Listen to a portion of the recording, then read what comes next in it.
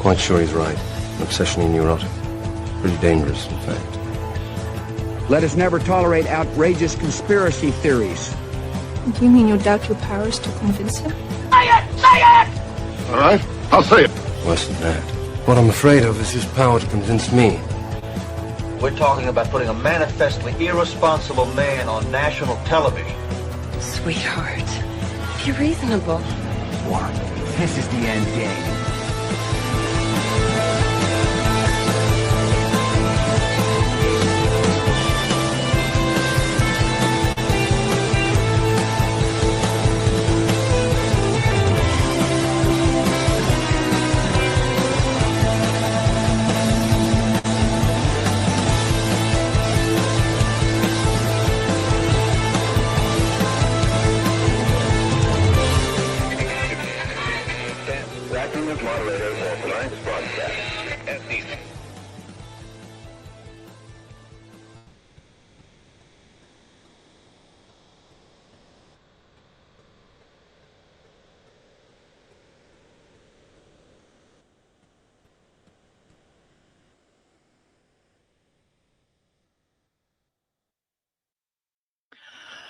All right, everybody. It is Wednesday, April 2nd, 2025, the 73rd day of the Golden Age. I'm your moderator, Chris Paul. Let's be reasonable. It's Liberation Day in America, says Donald Trump. He said it this morning. He's been saying it for months. He also said it about November 5th. And I'm not sure we were liberated on November 5th. Maybe some people were mentally. And I guess that's the same thing, right? Wow, where did I go? It's all just perception at the end of the day. We shall see if today, the day when reciprocal tariffs are meant to be applied, is going to be Liberation Day. Trump has a speech, and I imagine a press conference. He'll probably take questions. It seems like he takes questions everywhere at this point. That's supposed to begin at 4 p.m. Eastern. And so at that time, I'm going to add that stream into this stream. And I don't expect the speech will be terribly long, but who knows? So we'll go over to that for 20 minutes or a half an hour, whatever it is. And then we'll come on back here for a little while longer. This is the stream for paid subscribers. So as always, thank you all very much for your support. And I guess with that, let's go ahead and get into it. So Donald Trump is today giving this speech in the White House Rose Garden. And so I want to talk about the Rose Garden a little bit. And here is a brief introduction to the Rose Garden from many years ago. Just outside the Oval Office, on the opposite side of the White House, is one of the most famous gardens in the world. The Rose Garden.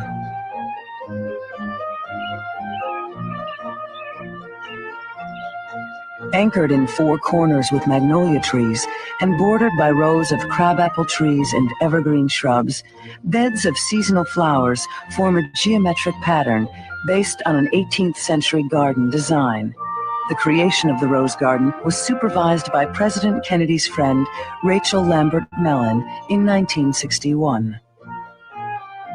At the turn of the century, First Lady Edith Roosevelt had designed a colonial garden here, filled with old-fashioned flowers, sweet peas, black-eyed Susans, quince, and jasmine, among others. President Woodrow Wilson's first wife, Ellen, replaced the colonial garden with the first Rose Garden in 1913, but died shortly after its completion. The Rose Garden has been the scene of hundreds of White House events.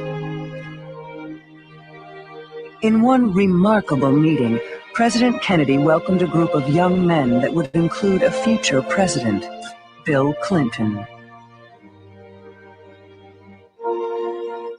The only wedding of a president's child outside on the White House grounds took place in the Rose Garden in 1971, the marriage of President Richard Nixon's daughter, Patricia.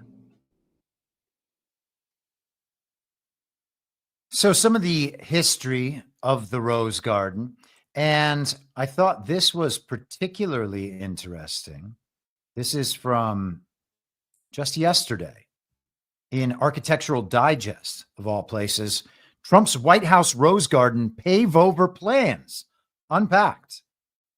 Recently, President Donald Trump announced his intentions to alter elements of the White House's exterior, including the historic White House Rose Garden. Plans include ripping up the plot's grass and putting in hardscape, possibly limestone, for a patio and some hardwood floors for dancing, reports the New York Times. The president later explained in an interview with Fox's Laura Ingraham that he's looking to give the space a gorgeous stone patio experience. You know, we use the Rose Garden for press conferences and it doesn't work because the people fall, he said, citing the wet terrain and women with the high heels. It just didn't work.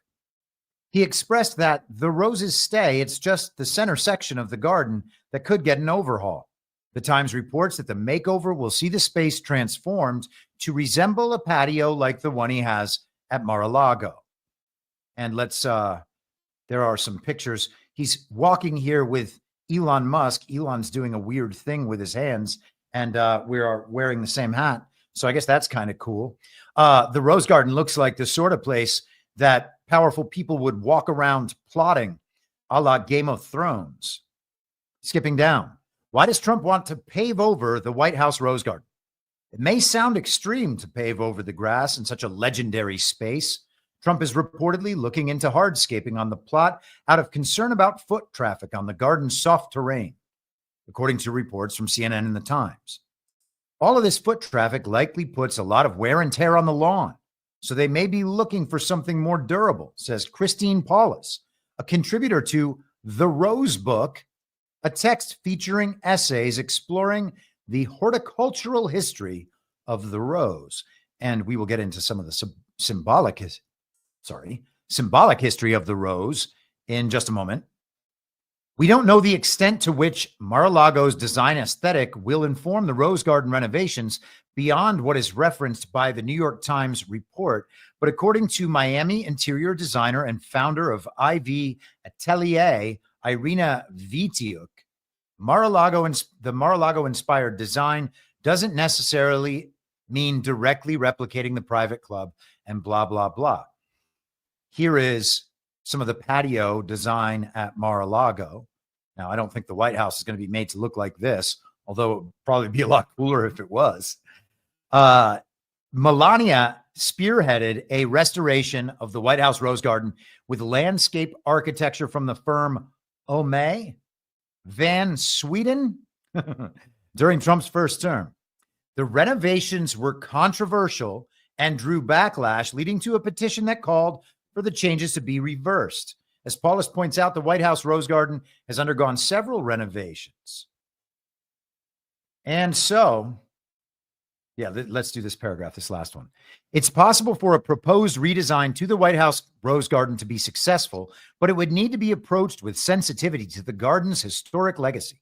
The heirloom floral varieties that populate the space speak to its rich backstory. Cultivars include John F. Kennedy, Mr. Lincoln, Queen Elizabeth, Pope John Paul II, and peace. Okay, don't know what that means. All right, let's go ahead and leave the Rose Garden alone. So this is what it looks like, I guess, as of 2020. And the plan is to make all of that a patio. So we can think about what it means to pave over something. Often it is, the idea is kind of a permanent replacement for that thing. It's no longer there anymore. Whatever is in the earth there can no longer be dug up. It'd be like building a house on top of something or a building. That's it for whatever's buried in that rose garden, so to speak. Now, I have a friend who has spent considerable time examining the symbology of roses in relation to secret societies, its historical roots, the history of the imagery. and its relationship to the CIA. And so I asked ChatGPT to pull a few things up for me today. And it notes that the White House Rose Garden was created in 1913 by First Lady Ellen Wilson and redesigned in 1961 by Rachel Bunny Mellon at the request of JFK. That's the woman who was mentioned in that video, Rachel Lambert Mellon. She was married to philanthropist and horse breeder Paul Mellon. I believe this is the famous Mellon family, the oligarchic banking family, the Mellons. So a long history in the United States there and in Pittsburgh, Pennsylvania in particular. It's used, the Rose Garden is, for important public events and private strategy sessions. In terms of symbolism, the garden represents peace, diplomacy, and order, yet also serves as a private outdoor space for power negotiations. There's a long-standing tradition of presidents using the Rose Garden for major announcements, including war decisions and covert operations. So, major announcements, covert operations, war decisions. Interesting. We're having a major announcement today on Liberation Day, and we'll get into some more of that in just a second. The CIA and covert symbolism. The CIA headquarters in Langley, Virginia, has its own history of symbolic architecture and secrecy, much like the White House. Okay, not directly related to the Rose Garden. And they say there's no official public connection, but some symbolic parallels. They note that the agency, the CIA that is, has a culture rich with esoteric symbolic language and ritual, often drawn from mythology, religion, and classical symbols, which is exactly what you'd want for a very patriotic intelligence agency. You want the most important job in the world, protecting the nation and guarding its secrets and its plans from those would-be attackers, to be totally run by people who are obsessed with esoteric symbolism and can't help themselves but express it everywhere. Rose symbolism. I can't read. Rose symbolism, sub rosa, and secrecy. The Latin phrase sub rosa means under the rose and has long been a symbol of confidentiality and secrecy. It kind of means that it's in the background, something beneath the surface, sub rosa. Okay. And you'll hear that in a literary use quite often. I remember when I was first trying to figure out what it is that Republicans actually believe, having discovered that the television lied to me about what they actually believe. And on the course, on that path, somewhere along that path, I spent a lot of time listening to and reading the National Review. And I remember that Charles C.W. Cook used to use the phrase sub rosa, and actually Noah Rothman, I think, used that phrase quite a bit as well. And they meant that it was under the surface. You knew it was there, but it was kind of hidden. And so I think, again, that is very interesting. And as you'll see in a few minutes, I think maybe that particular meaning might have some relevance in Trump's speech today, based on what we believe has been happening behind the scenes, under the surface, for the last 5 years. The phrase sub rosa dates back to Roman times, where a rose suspended over a meeting table implied everything said was to remain secret. Early Christian, Masonic, and even Renaissance court traditions used roses to symbolize silent trust or hidden truth. This directly ties into the ethos of intelligence agencies like the CIA, where secrecy is paramount. Possible esoteric or symbolic links. Some researchers or theorists suggest the Rose Garden's use as a ritualistic or symbolic space, a place where power is projected under the guise of natural beauty and calm. Presidents have met with CIA directors, foreign leaders, and war planners in the Rose Garden, suggesting a layer of soft power symbolism. Some interpretations, especially from esoteric historians, or deep state researchers indicate that the Rose Garden represents a sub-rosa command post, a place where decisions of deep political consequence are made in plain sight, yet cloaked in symbolism. The rose itself, especially in its red form, has been linked in alchemical and Masonic traditions with knowledge, power, and silence. And so I think that is all particularly interesting. And I also think that this, the setting today is obviously no mistake. Donald Trump is often communicating many messages to many parties and is very good at making those communications known. Brain Strain again in the chat says War of the Roses. I will say yes. I can't make that case myself as to that connection, but my friend who's very good at analyzing all this symbolism, she would tell you absolutely War of the Roses. I remember her bringing up the Orsini family, which is supposedly one of the 13 families that rules the world. So there's a lot of that symbolism. And, you know, some people consider that just mythical or conspiracy theory and not actually true. I would, and Rosicrucians, of course, were mentioned as well. Lenny, I don't know what the answer is ultimately, but I think that the location of the speech today is probably relevant along these lines. Now, I remembered back in 2020, Donald Trump making use of the Rose Garden quite a lot because, of course, we had to have, you know, indoor gatherings were banned because of the very deadly pandemic. We needed social distancing. So they had the seats set up outside at, you know, spread apart. People, the reporters still wore masks anyway. But Donald Trump used the Rose Garden a number of times. The first instance during that period, actually, I can just pull this up, was when he announced the declaration of a national emergency due to the very deadly pandemic. This is from CBS News. Trump announces declaration of national emergency due to coronavirus. So this was March 13th of 2020. He said, to unleash the full power of the federal government in this effort today, I am officially declaring a national emergency. The article notes that the president is likely to invoke the Stafford Act, enabling him to increase funding for federal emergency management efforts.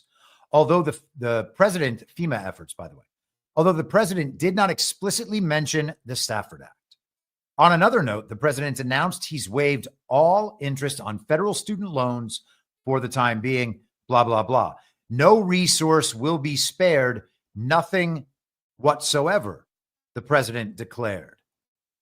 Now, I'm not sure if you're familiar with the Political Moonshine account, and he has a blog. I interviewed him a couple of times a few years ago, and he used to talk about the Stafford Act and how the Stafford Act actually ties a president's hands in some way. He is then handing off and delegating power to expert bodies around the government in order to handle one of these big concerns. Now, John and I have taken a look at that stuff over the years. John Harold, I mean, particularly back in late 2021 or early 2022. Can't remember exactly, but we had a hard time pinning down that exact relationship. This reminds me of those conversations. We might have to give that another look. And so that was the first one. And then a couple of weeks later, Donald Trump went back to the Rose Garden again on March 29th. And that time was to announce the implementation of the Defense Production Act. And so in the question and answer portion of the event, one of the reporters said, Mr. President, you mentioned that the peak could come in 2 weeks. Can you ensure that everyone that needs a ventilator, every single patient that needs one will get one? Will it get there in time? And so this is back when we were still talking about ventilators nonstop. The experts told us that we needed ventilators, that people with COVID must be put on ventilators because they were certain to be going downhill very soon. And now most people understand that remdesivir and then a ventilator was the recipe for being murdered in the hospital and then being counted as a COVID death so that the hospital could collect money from the federal government. And the reporter went on, and my second question is, after invoking the Defense Production Act yesterday with General Motors, you said there were a couple of problem children that may require your authority again. What are those companies and what aren't they meeting? And so Trump responded, I don't have to tell you because those companies have come into line. They're doing a great job. They're working very hard, 24 hours around the clock. So I don't want to give their names now because they've been great. They've come into line. And by the way, General Motors is doing a fantastic job. I don't think we have to worry about General Motors now. They've really done a job. And what the Admiral said also, and I think this was, it starts with a G. His name just keeps appearing in my mind and then disappearing. Brett, it's like G&A or something. I could be totally wrong. Now I have to look, of course, because it'll just bug me otherwise.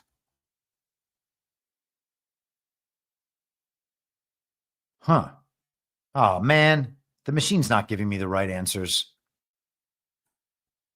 Hold for processing.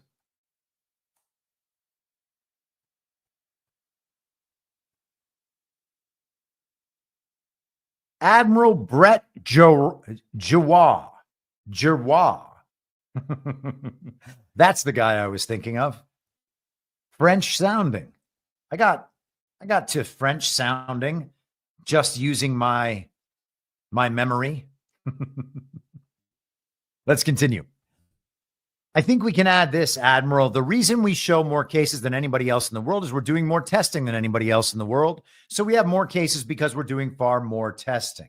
And he continues talking about the testing. Now, I am very interested in all this because I think that the Defense Production Act is quite significant because that allows the federal government to essentially nationalize whatever companies are in America that need to be redirected toward the war effort. No matter what they're doing in a business sense, they can be redirected toward helping the country lead a successful war effort or to deal with a national emergency. And so that gives the president a lot of power. Donald Trump putting the Defense Production Act in place. Let's go here first. I was trying to figure out which direction to go with this. At one of our guards, I think it was in Dallas in some point in 2023 or 2024, maybe 2023. We often have the opportunity to have exchanges with General Stephen Quast, who was the commander of the Space Force and a brilliant guy. He's at all our events, and we're just honored to have him there and be able to have those exchanges with him. But I asked him at one point whether or not the Defense Production Act would allow for something like the seizure or takeover of a communications platform like Twitter or a media organization or a sort of American company that's not a production company, right? A manufacturing company, which is kind of what we perceive as the intended purpose of the Defense Production Act. And that's how it was historically used. You need an auto company to make tanks or something along those lines.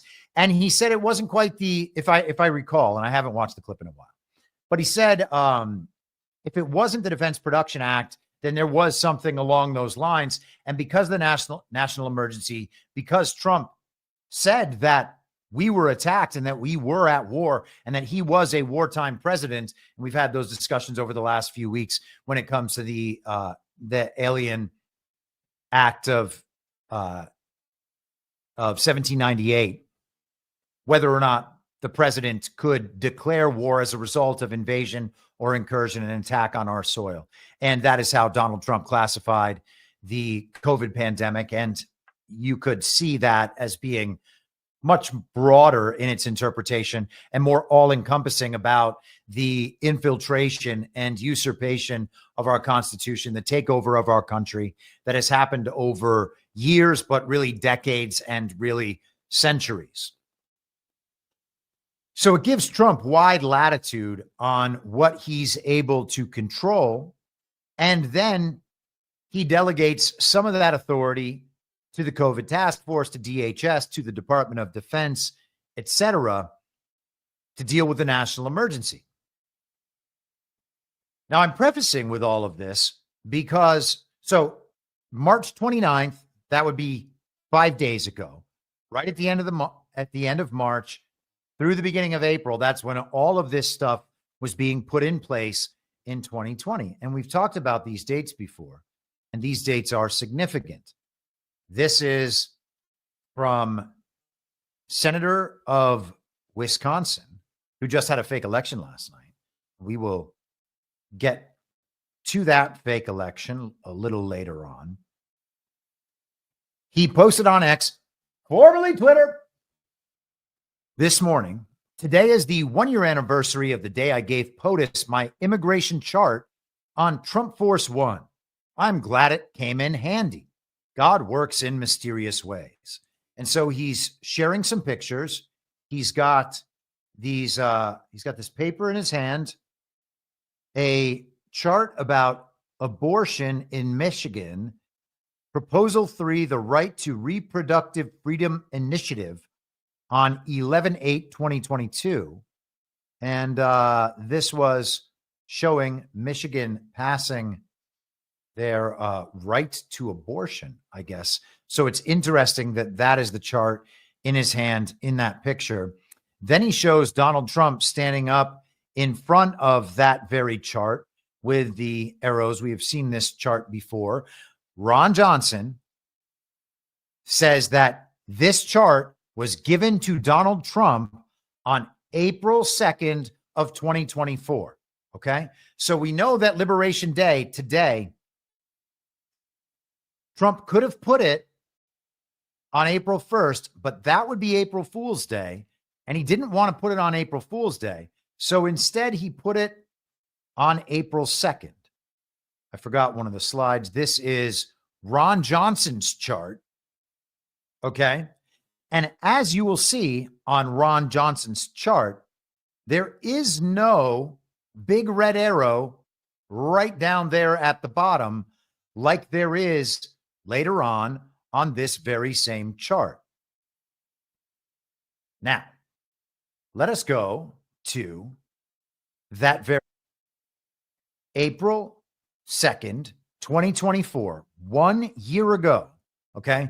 Donald Trump was busy giving rallies as part of the fake campaign leading up to the fake election of 2024. And here he is. We let it be. And that's what's going to happen again. I make that promise to you. Your Medicare and your Social Security with me will be safe. But with them, it's not going to be safe. It's going to be destroyed. Not because they want to do it, although maybe they do, but I doubt it. But they do want people to come in endlessly. They had chances 2 weeks ago, 4 weeks ago, 8 weeks ago. Even when I came in, I built 571 miles of wall. We had 200 miles sitting there waiting to be erected, far more than I said I was going to build. And that's one of the reasons the numbers are so good. And if they put up the chart, when they put up that chart, you'll see exactly what I'm talking about. Put it up anytime you can, fellas. There it is. Right there. See that low spot? This is illegal migrants coming into our country. See the arrow on the bottom? That was my last week in office. That was the lowest number in history. When this guy went to the beach, if he would have just left everything alone, he might have gone down as a decent president, at least on the border. He still had a lot of other problems, let's face it. But on the border, look at that number. That number is so much lower than anything else. And then look at the right of that number. That's what happened after I left. It was an invasion of our country. It's an amazing chart, actually. I saw this. It's a Border Patrol chart. But look at that low number, got it down to practically nothing. Now, people came in, but they came in legally. We want them to come in legally, right? But you have to study that. I'll tell you what, even the fake news was impressed with that number. And they're not impressed with anything because they're fake. No one has been hurt by Biden's. So, fake news is fake, as he said. Still, we have people just believing the news and then decoding the news and telling us what the mainstream media really means. What's the reality? Let's figure it out using the fake news. Okay. Here is factcheck.org a couple days later. Trump's misleading chart on illegal immigration. During a speech in Green Bay, Wisconsin, former President Donald Trump pointed to a chart on apprehensions of people trying to enter the U.S. illegally at the southern border. See the arrow on the bottom? That was my last week in office. That was the lowest number in history. But Trump was wrong on both points. In fact, the arrow is pointing to apprehensions in April 2020, when apprehensions plummeted during the height of the pandemic. In his last months in office, apprehensions had more than quadrupled from that pandemic low and were higher than the month he took office. Okay.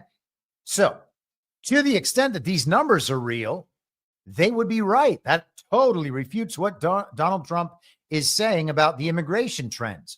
Also, to the extent that what we saw with Trump leaving office and Joe Biden being a real and legitimate president, and Trump then involving himself, not in the primaries, the fake primaries, he just straight up skipped those and went right into the fake campaign leading up to the fake election. And now he is president again for his third term. If the TV story was right, then that wasn't his last week in office. He stayed in office until January 20th of 2021, a full, 9 months later? So how could Trump get something like that so wrong? Anyhow, come back to that in a second. We've discussed many of these things before, but here we are. Here is Trump's chart. Now, you will notice the difference between this chart and the chart that Ron Johnson showed. There were no arrows in this chart. And it says on the chart, Trump leaves office. Okay. That's the date. It's this week in 2020. Now, these, it shows the little letters. Each bar in this bar graph corresponds to one of those little letters showing what month of the year it is. And so that point to that particular time, the March into April point in 2020, Trump says that was his last week in office. So this is the 5-year anniversary of that date. What does it mean? Well, I don't know. I can't say for sure. Just seems like there's a lot of significance. Donald Trump says that chart saved his life. Did it save his life on April 2nd, 2024? No, we're led to believe that he means it saved his life on July 13th of 2024, on the day of assassination event number 1, because the bullet, as the story goes, fired by one Thomas Matthew Crooks, a made-up patsy of a character, missed Donald Trump's head by the slimmest of margins, just barely clipping the top of his ear, which healed miraculously under a large square of gauze 3 days later. Donald Trump was turned, pointing at the chart over his right shoulder. Had he not been turned and pointing at that chart, the bullet that hit his ear would have connected with his head, leading to a successful assassination event rather than just an upsetting episode of television. So, Trump credits the chart with saving his life. This is the chart that saved my life. Maybe. Interesting. What was going on in 2020 with that red arrow that he himself has added to that chart to suggest that is when he left office. It was also when he put the Defense Production Act into effect. And since then, we were told that Joe Biden was the fake, or was the real president. He was a fake and illegitimate president. And the entire time, Donald Trump talked about how Xi Jinping and other world leaders wondered if Trump was playing a joke on them, if it was just April Fool's Day every day for the last 4 years. That's how he was referring to it throughout that fake campaign of last year. And I got to wonder if he'll mention any of that today. I am, as I'm sure you are, looking forward to this speech. We got about 20 minutes to go, and then we're going to go ahead and check in on the stream over there. But I think there is a lot of symbolism today, and I think that we should keep all of that in mind if we are right, most particularly if my friend John Harold is right, that there was something happening sub rosa, under the surface, for these last 5 years. This might be some sort of end point. It seems like a bookend for that period that began at the end of March, beginning of April in 2020, and stretches to Liberation Day today in 2025. We don't know what Liberation Day is going to bring, but there's a lot of interesting options potentially.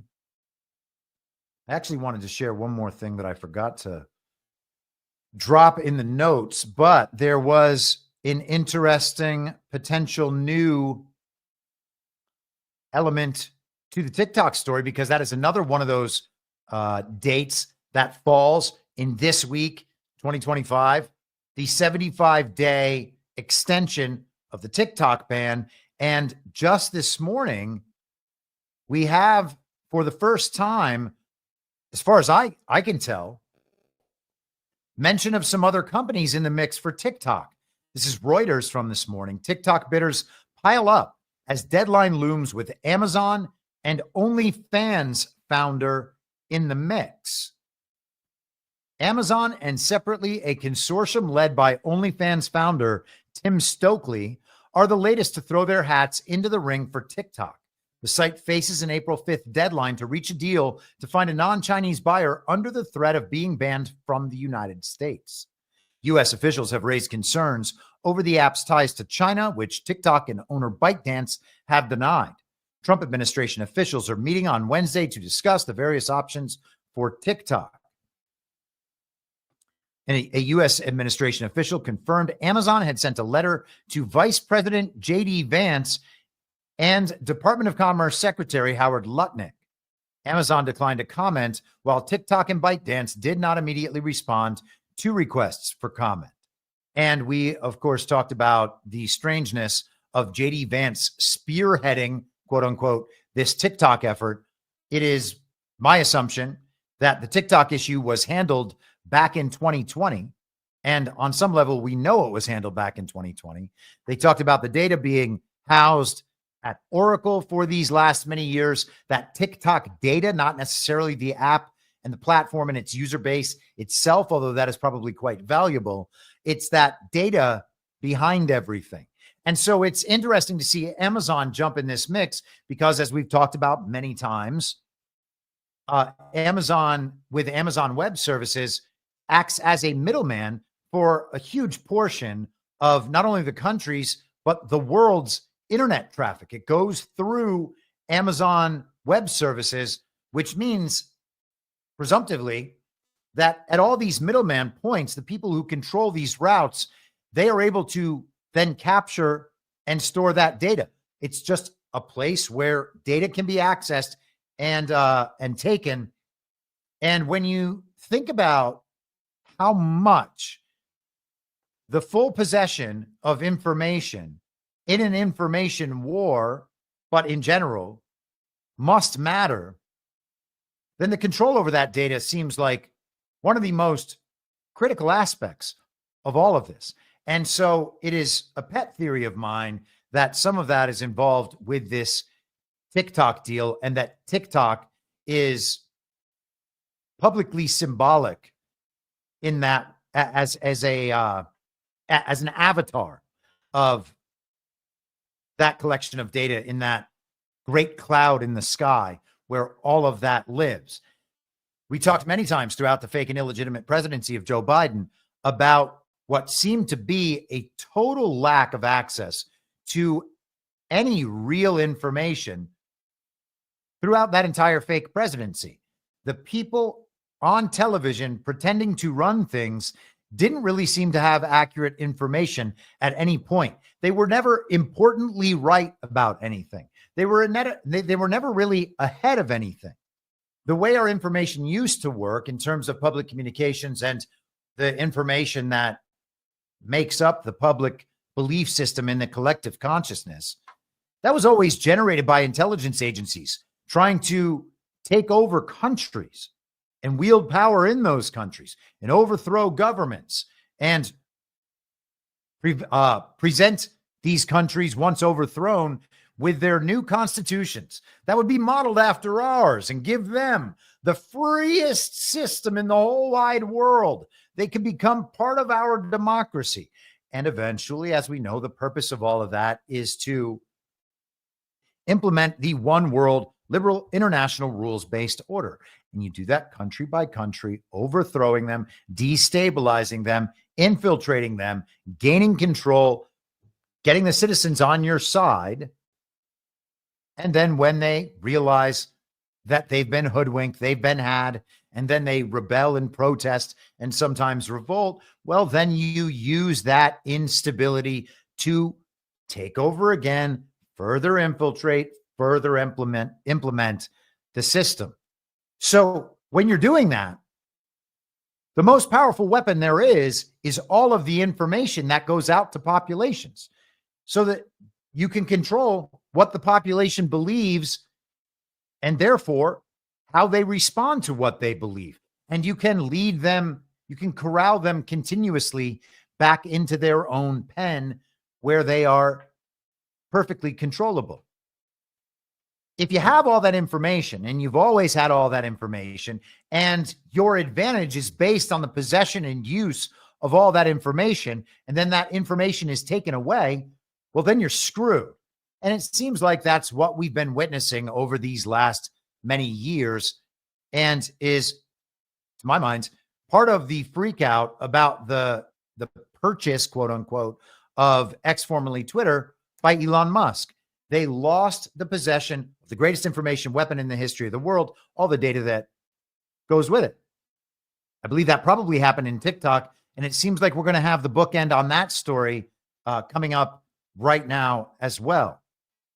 Back to the article just for a second. Amazon has long harbored ambitions for an in-house social media network that could help it sell more goods and appeal to a younger audience. It bought live video site Twitch in 2014 for nearly $1 billion and book review site Goodreads in 2013 as part of its efforts to build a viable social network. Amazon also developed and tested a TikTok-like short-form video and photo feed called Inspire that it shuttered earlier this year. And so, again, this will be very interesting. Now, I don't know what the impact is going to be having an Amazon social media company. And by the way, I have no idea whether or not this is how it's actually going to go down, but Amazon is a Defense Department contractor. Amazon had Amazon Web Services.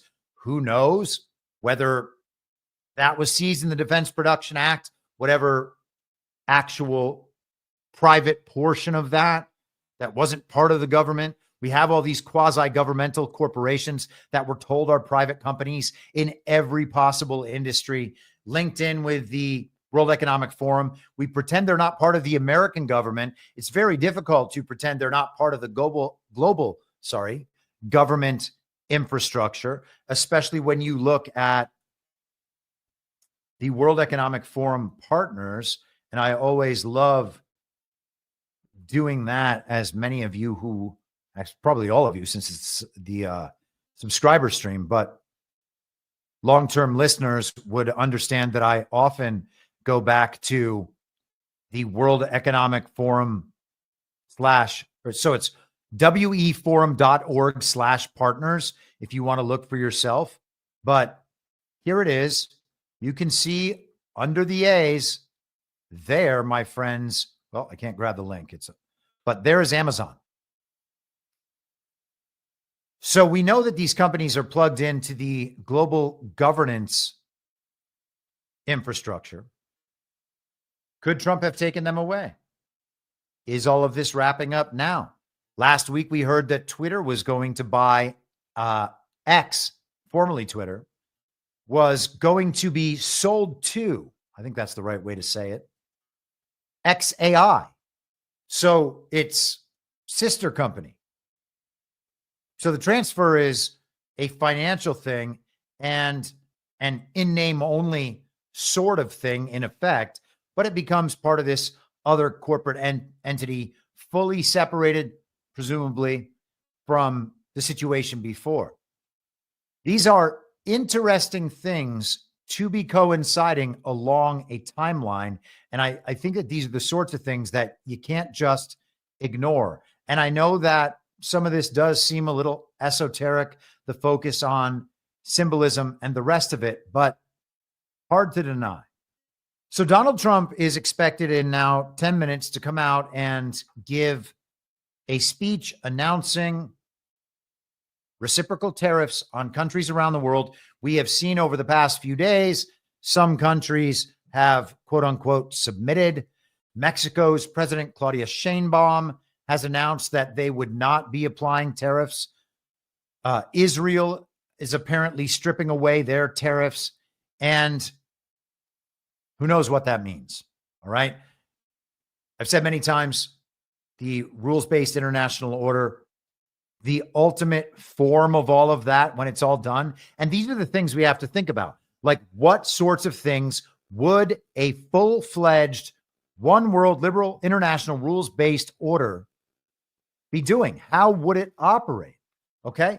And we don't have to be able to show that it operates like that in the real world to know that there are necessarily logical, reason-oriented ideas and goals about what that perfect, full, final form of the one world government would look like.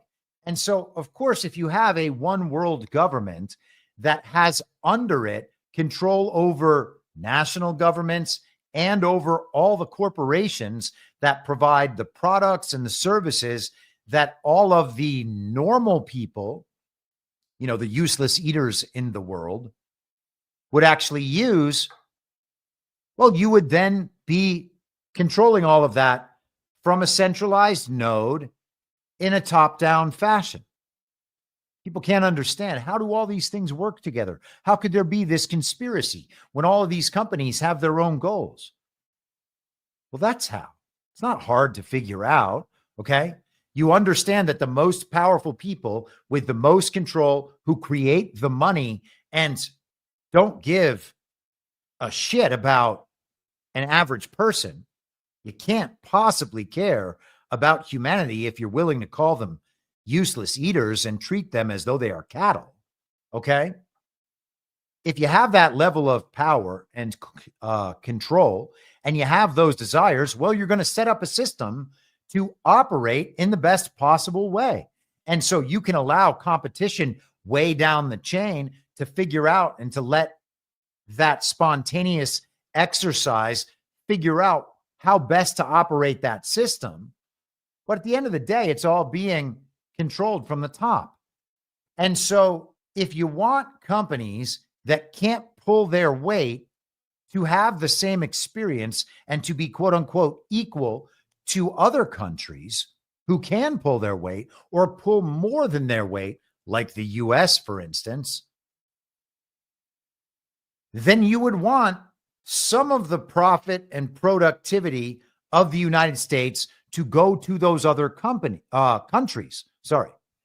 That's how you end up with us paying extra for cars produced in Canada, even though we don't need cars to be produced in Canada, and why we would cut off our own energy resources and instead be purchasing energy from the rest of the world.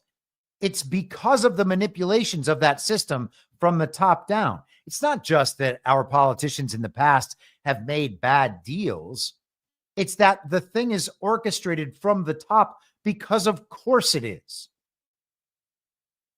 So if someone gets in a position of power and is able to wield that power over other nations in real ways, okay? Not abstract power being projected as a Barack Obama or a Joe Biden or a George W. Bush, etc., might do. These fully controlled presidents themselves, part of that global agenda, their job to implement that global agenda, where they're not going to upset the trade balance around the world. They're not going to throw a wrench in the gears of that perfectly constructed system. They would never do that. But if you opposed them and you actually wanted to destroy that system or destroy the control, the malign control over that system, then you might begin tinkering around with global trade.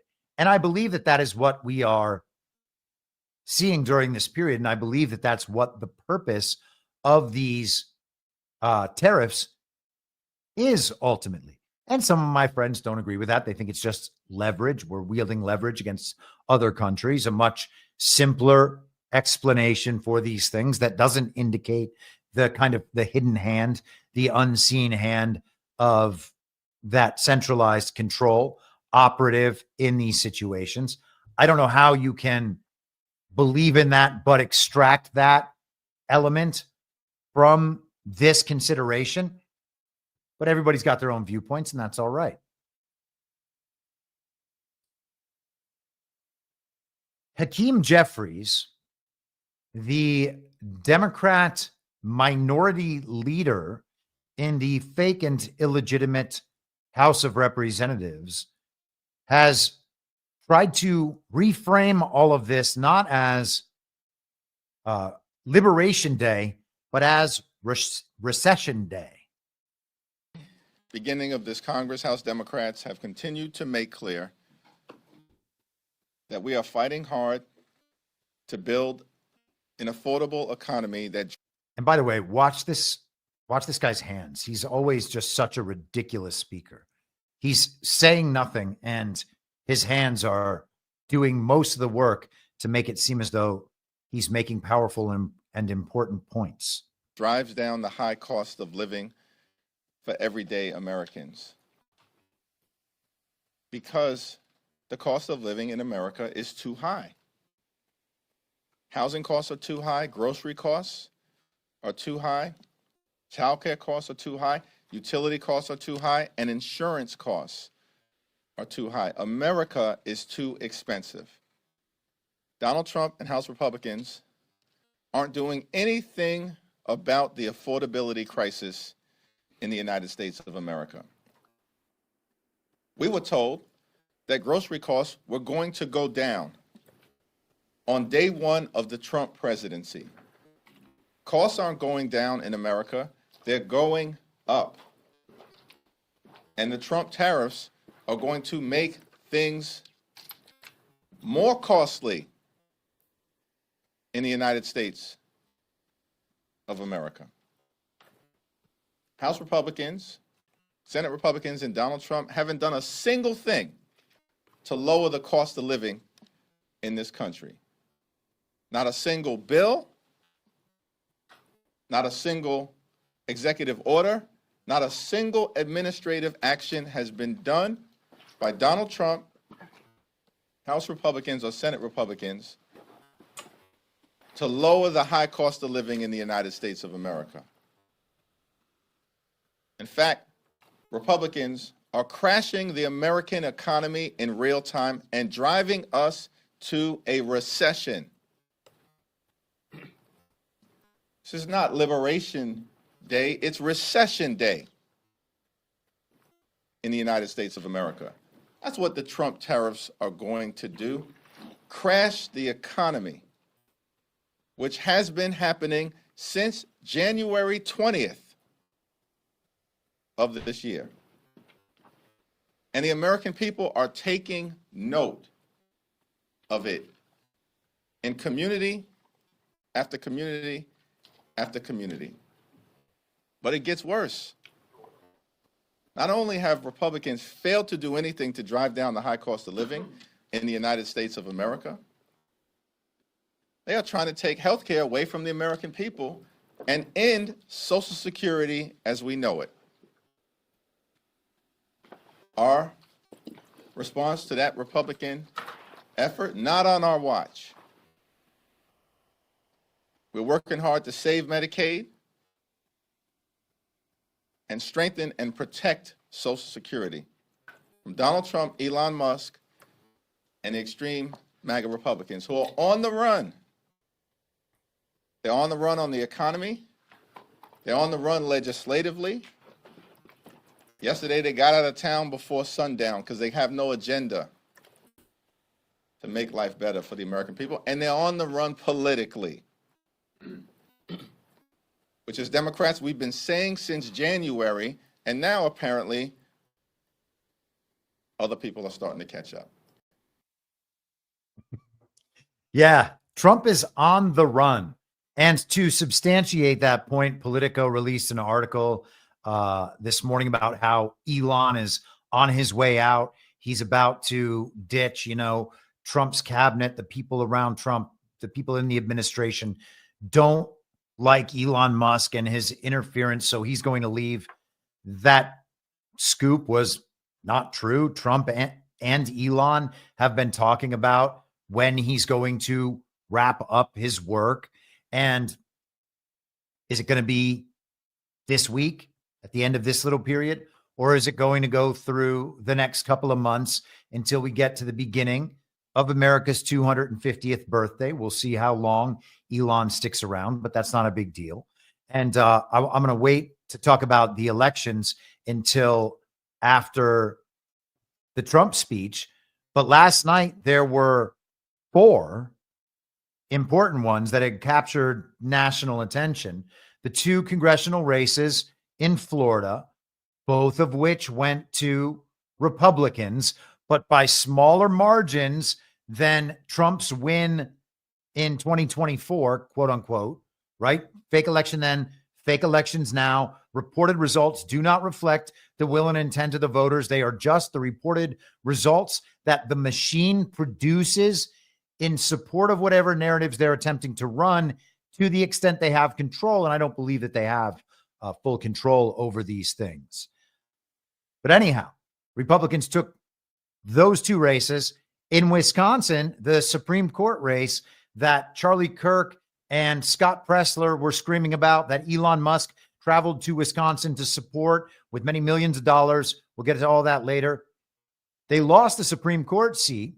The Republicans did. But then won the confirmation of a voter ID election integrity measure being added to the Wisconsin Constitution, making it harder to rescind. So the same people, we are told, voted for a liberal woman on the Supreme Court, and then also voted for greater election integrity, and a wide margin between those 2 outcomes, a margin that is just flat out impossible. And the good thing is finally that no one really is believing it.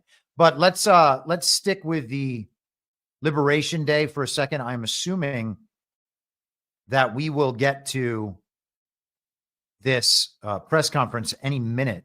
I'll do that as soon as I see the stream pop up. And if anyone in the chat sees it happen before I do, by all means, let me know. I have not seen that. Okay. All right. So let's go to CNN. This is this morning. I think it maybe was the video might have been from yesterday. So let's take a look at this, and I'll tell you why I think this is interesting. President Donald Trump could reshape the world economy when he unveils his new tariff plan today. Here's an inside look at that upcoming announcement at the White House. Now, I'm told that the president spent much of Tuesday huddled with his close trade advisors, tariff policy advisors, really up until the 11th hour, finalizing, or as the White House said, perfecting this announcement. But so much of the key details are still unclear, in part because there was really these last minute pitches that were coming in, but also because this is by design. They want it to be veiled in secrecy. Now, this announcement is going to be made in the Rose Garden. It's his first event there. With it comes the pomp and circumstance we know the president likes for these types of events. But one of the things that's been very notable about that is it was initially scheduled for 3 p.m. and then was pushed back to 4 p.m. I say it's notable because 4 p.m. is after the markets close. Now, many people are worried about what this could mean for consumers. How will it affect them? Our trading partners, of course, figuring out what exactly this could mean for them as well. Hopefully we'll have more details after that announcement. Would the senator yield for a question? So the press conference was initially meant to be at 3 p.m. Eastern, we are told. Instead, it's going to be at 4 p.m. Eastern, which, by the way, is a few minutes ago now, and I don't believe we've gone over there. Trump is traditionally a bit behind on these things. Actually, I can share this from, let's go ahead and share this from CNN. I don't, of course, have a CNN account, so I can't show this for the entire time, but for 40 years. The team around there him is not a team saying, don't do this, you can't do this. The team around him phone is MIA, shall we say. Exactly. Exactly. The team around him is saying, we will figure out a way how to do it. Okay, so you could see the Rose Garden there with the flags hung in the background. It should be visually attractive. He's obviously setting up a scene, the scene design, the set design, if you will, for these TV presentations is always something that Trump takes into account. We discussed that at some length after the joint speech of this. I always call it the joint speech, the speech before the joint session of Congress a few weeks back, that Donald Trump is extremely focused on the image part of the presentation, understanding the impact that has in the age of television and internet in formulating these narratives and presenting a certain thing. Now, I think it's interesting that CNN talked about the closure of the markets because this is a tariff announcement, or at least is expected to be a tariff announcement. And over the last month or so, we have seen how the media responds when the tariffs are announced. We hear about tariffs on Canada and Mexico, and immediately then the markets crash in response. And then he says, oh no, the tariffs are going to be delayed for a month. And then the markets crash because of the explanation becomes, oh, it's because of the uncertainty and the instability. And they just keep finding a different reason for why the market has crashed. I really have to wonder if they were planning on selling a market crash this afternoon as soon as that announcement in the Rose Garden began and the pushback in time made that impossible. Perhaps we will see that in the morning. You would expect the markets to respond, and I don't mean in a natural way, by investors out there reacting to this new information that Trump's going to put forward, as though he hasn't put it forward before, what he intends to do. I would suggest that part of the control over that system top down and the way the global economy is structured, as well as the full control that they used to have, or still probably have in some sense, over public communications and the information out there in the information war. I've talked many times about how X, formerly Twitter, can be used not only to overthrow governments as it was in the Arab Spring, to communicate publicly that these color revolutions are very organic and they are movements of, by, and for the people, but they're also able to shift markets using the influence over the information that they have, the privileged information that they have, and of course, the coordination with major investment companies whose investments and the movement of those investments is capable of shifting markets on its own. The White House today put out this article, and we'll go through this while we're waiting for Trump to appear. We still have nothing on that. Actually, hold for processing. I'm going to see if there's another feed that might take us directly to some of the coverage. Oh, here we are.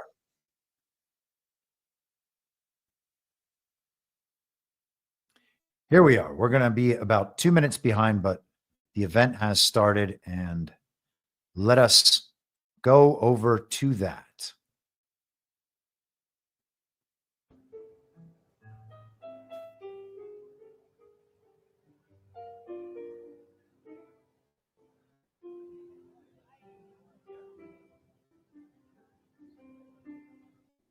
It's really setting the mood. He'll be joining us any second.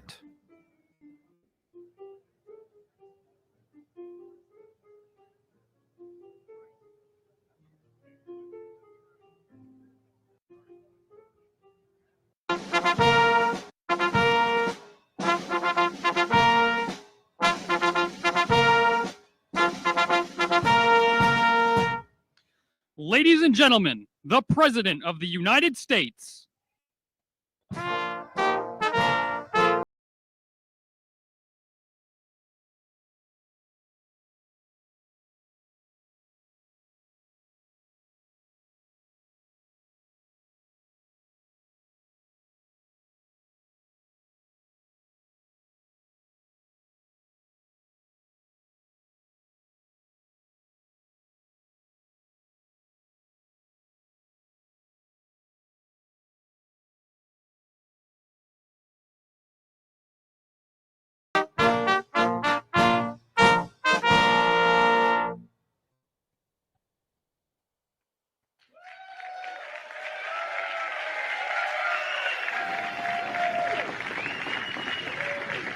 And you can see the fireman uniforms, the construction hats, all presenting the image that this is about work, productivity, manufacturing, Thank you. Nice crowd. What a good-looking group of people. Well, we have some very, very good news today, and a lot of good things are happening for our country. Please sit down. My fellow Americans, this is Liberation Day, waiting for a long time. April 2nd, 2025 will forever be remembered as the day American industry was reborn, the day America's destiny was reclaimed, and the day that we began to make America wealthy again. Going to make it wealthy, good and wealthy. For decades, our country has been looted, pillaged, raped, and plundered by nations near and far, both friend and foe alike. American steel workers, auto workers, farmers, and skilled craftsmen. We have a lot of them here with us today. They really suffered gravely. They watched in anguish as foreign leaders have stolen our jobs, foreign cheaters have ransacked our factories, and foreign scavengers have torn apart our once beautiful American dream. We had an American dream that you don't hear so much about. You did 4 years ago, and you are now, but you don't too often, and for many years and decades even, you didn't hear too much about. Our country and its taxpayers have been ripped off for more than 50 years, but it is not going to happen anymore. It's not going to happen. In a few moments, I will sign a historic executive order instituting reciprocal tariffs on countries throughout the world. Reciprocal, that means they do it to us and we do it to them. Very simple. Can't get any simpler than that. This is one of the most important days, in my opinion, in American history. It's our declaration of economic independence. For years, hardworking American citizens were forced to sit on the sidelines as other nations got rich and powerful, much of it at our expense. But now it's our turn to prosper, and in so doing, use trillions and trillions of dollars to reduce our taxes and pay down our national debt, and it'll all happen very quickly. With today's action, we are finally going to be able to make America great again, greater than ever before.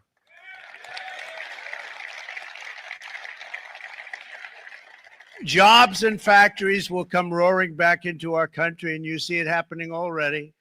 We will supercharge our domestic industrial base. We will pry open foreign markets and break down foreign trade barriers. And ultimately, more production at home will mean stronger competition and lower prices for consumers. This will be indeed the golden age of America. It's coming back. We're going to come back very strongly.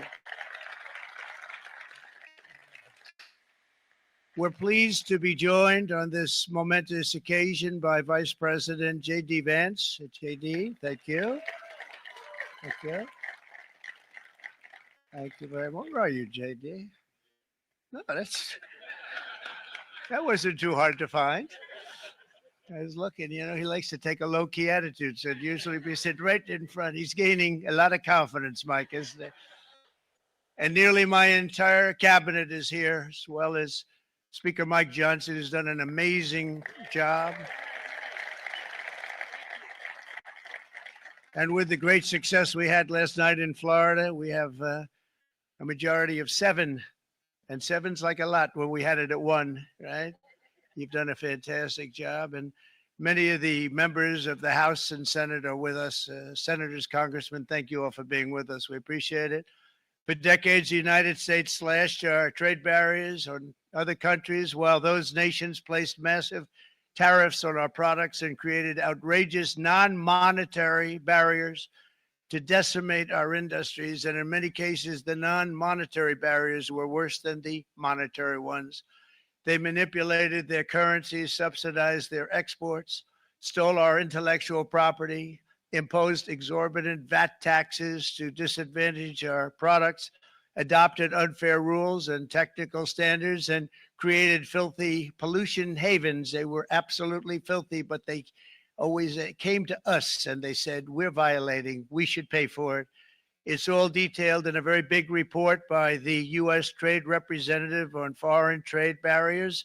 And I'll just hold it up for you. It's available and you don't have to pay too much. As I understand it, you'll pay nothing. It's a lot of work for something, actually, because it's a special book. It's very, frankly, it's very upsetting when you read it, when you see what people have been doing to us for 30 years. This all happened with no response from the United States of America, none whatsoever. But those days are over. Let me offer just a few examples of the vicious attacks our workers have faced for so many years. The United States charges other countries only a 2.4 tariff on motorcycles. Meanwhile, Thailand and others are charging much higher prices, like 60%. India charges 70%. Vietnam charges 75%, and others are even higher than that. Likewise, until today, the United States has for decades charged a 2.5 tariff. Think of that, 2.5% on foreign-made automobiles. The European Union charges us more than 10% tariffs, and they have 20% VATs, much, much higher. India charges 70%, and perhaps worst of all are the non-monetary restrictions imposed by South Korea, Japan, and very many other nations. As a result of these colossal trade barriers, 81% of the cars in South Korea are made in South Korea. 94% of the cars in Japan are made in Japan. Toyota sells 1 million foreign-made automobiles into the United States, and General Motors sells almost none. Ford sells very little. None of our companies are allowed to go into other countries. And I say that, friend and foe. And in many cases, the friend is worse than the foe in terms of trade. But such horrendous imbalances have devastated our industrial base and put our national security at risk. I don't blame these other countries at all for this calamity. I blame former presidents and past leaders who weren't doing their job. They let it happen, and they let it happen to an extent that nobody can even believe. That's why, effective at midnight, we will impose a 25% tariff on all foreign-made automobiles.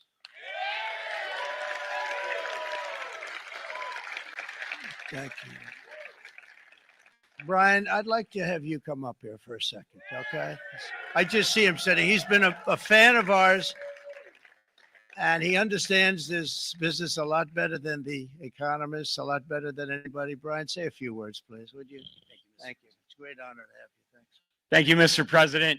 I grew up just north of Detroit, Michigan, in Macomb County, known as the home of the Reagan Democrats. My first vote for president was for Ronald Reagan. I thought that was going to be the best president I ever saw in my lifetime until Donald J. Trump came along. I have watched my entire life, I have watched plant after plant after plant in Detroit and in the Metro Detroit area close. There are now plants sitting idle. There are now plants that are underutilized, and Donald Trump's policies are going to bring product back into those underutilized plants. There's going to be new investment. There's going to be new plants built, and the UAW members, and I brought 20 of them with me. They're sitting right over here. We support Donald Trump's policies on tariffs 100%. So, Mr. President, we can't thank you enough. And in 6 months or a year, we're going to begin to see the benefits. I can't wait to see what's happening 3 or 4 years down the road. Thank you, Mr. President. Thank you. What a great guy. He got it right from the beginning. He got it before almost anybody else. This group over there, they got it too. And you know, we won the state of Michigan. We won almost all of them, but we won Michigan by a lot. And I want to just thank you all. The auto workers were fantastic. The Teamsters were fantastic. Everyone was pretty good, I will tell you. Thank you very much. I appreciate it. You're going to be very happy very soon. And you probably see what's happening with all of the, not only car companies, but car companies in particular. See it with all of the ones they're moving, they're announcing day in, day out. You're seeing it. Nobody's ever seen anything like that. With today's actions, we're also standing up for our great farmers and ranchers who are brutalized by nations all over the world. It's brutalized. Canada, by the way, imposes a 250 to 300% tariff on many of our dairy products. They do the first can of milk. They do the first little carton of milk at a very low price, but after that it gets bad, and then it gets up to 275, 300%. So when they're figuring what's Canada charging, they say, oh, about 2%, 3%. But take a look at what happens down the road. When you look a little bit, it's not a pretty picture, and we don't like it, and it's not fair. It's not fair to our farmers. It's not fair to our country. And with countries like Canada, you know, we subsidize a lot of countries and keep them going and keep them in business. In the case of Mexico, it's $300 billion a year. In the case of Canada, it's close to $200 billion a year. And I say, why are we doing this? Why are we doing this? I mean, at what point do we say, you got to work for yourselves, and you got to, this is why we have the big deficits. This is why we have that amount of debt that's been placed on our heads over the last number of years. And we're really not taking it anymore. Through non-tariff barriers, the European Union bans imports of most American poultry. You understand? They say, we want to send you our cars, we want to send you everything, but we're not going to take anything that you have. Australia bans, and they're wonderful people and wonderful everything, but they ban American beef, yet we imported $3 billion of Australian beef from them just last year alone. They won't take any of our beef. They don't want it because they don't want it to affect their farmers. And you know what? I don't blame them, but we're doing the same thing right now, starting about midnight tonight, I would say. And China charges American rice farmers an overquota, it's called, a tariff rate of 65%. South Korea charges 50. Actually, they charge different, from 50% to 513%. And Japan, our friend, charges us 700%, but that's because they don't want us selling rice and other thing. Who can blame them, Madam Secretary? Agriculture, great job you did on eggs, by the way. The egg prices came down 50%. You got them down 50%. Once we got involved, they were going through the sky. The egg prices, they were going through the sky, and you did a fantastic job. Now we have lots of eggs, and they're much cheaper, down about 59% now, and they're going down further. We charge 2.8% for so many things that other countries are charging 200%, 300%, and 400% for. imposing tariffs and protective barriers made nations poor, then every country on earth would be racing to eliminate these policies, and China would be the first on line. They run a very strong country, but they're not first in line, and the American people are paying a very big price. From 1789 to 1913, we were a tariff-backed nation, and the United States was proportionately the wealthiest it has ever been. So wealthy, in fact, that in the 1880s, they established a commission to decide what they were going to do with the vast sums of money they were collecting. We were collecting so much money so fast, we didn't know what to do with it. Isn't that a nice problem to have? What do you think, Marco? Good problem? Marco would love that problem. But we don't have that problem anymore, but we're not going to have it very much longer, I will tell you. But they collected so much money, they actually formed a commission to determine what they were going to do with the money, who they were going to give it to, and how much. Then in 1913, for reasons unknown to mankind, they established the income tax so that citizens, rather than foreign countries, would start paying the money necessary to run our government. Then in 1929, it all came to a very abrupt end with the Great Depression, and it would have never happened if they had stayed with the tariff policy. It would have been a much different story. They tried to bring back tariffs to save our country, but it was gone. It was gone. It was too late. Nothing could have been done. It took years and years to get out of that depression, far longer than even FDR had that office right over there for a long period of time. The ramp system, that's rather intricate, was built because of him. And every time you walk up, you think of him. And he did a great job in many ways, but it lasted long beyond his terms, as you know. But it's not too late any longer. And we're going to start being smart, and we're going to start being very wealthy again. We're going to be wealthy as a country because they've taken so much of our wealth away from us. We're not going to let that happen. We truly can be very wealthy. We can be so much wealthier than any country. It's not even believable, but we're getting smart. Nearly a century later, in the face of unrelenting economic warfare, the United States can no longer continue with a policy of unilateral economic surrender. We cannot pay the deficits of Canada, Mexico, and so many other countries. We used to do it. We can't do it anymore. We take care of countries all over the world. We pay for their military. We pay for everything they have to pay. And then when you want to cut back a little bit, they get upset that you're not taking care of them any longer. But we have to take care of our people, and we're going to take care of our people first. And I'm sorry to say that.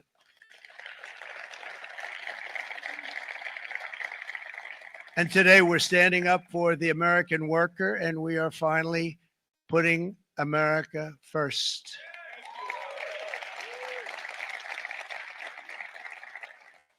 In sleepy Joe Biden's last year in office, the United States hemorrhaged 100,000 manufacturing jobs, and the number was going through the roof at levels never seen before. And our trade deficit reached a record $1.2 trillion, which is unheard of. Since the beginning of NAFTA, the worst trade deal ever made. It was a horror show.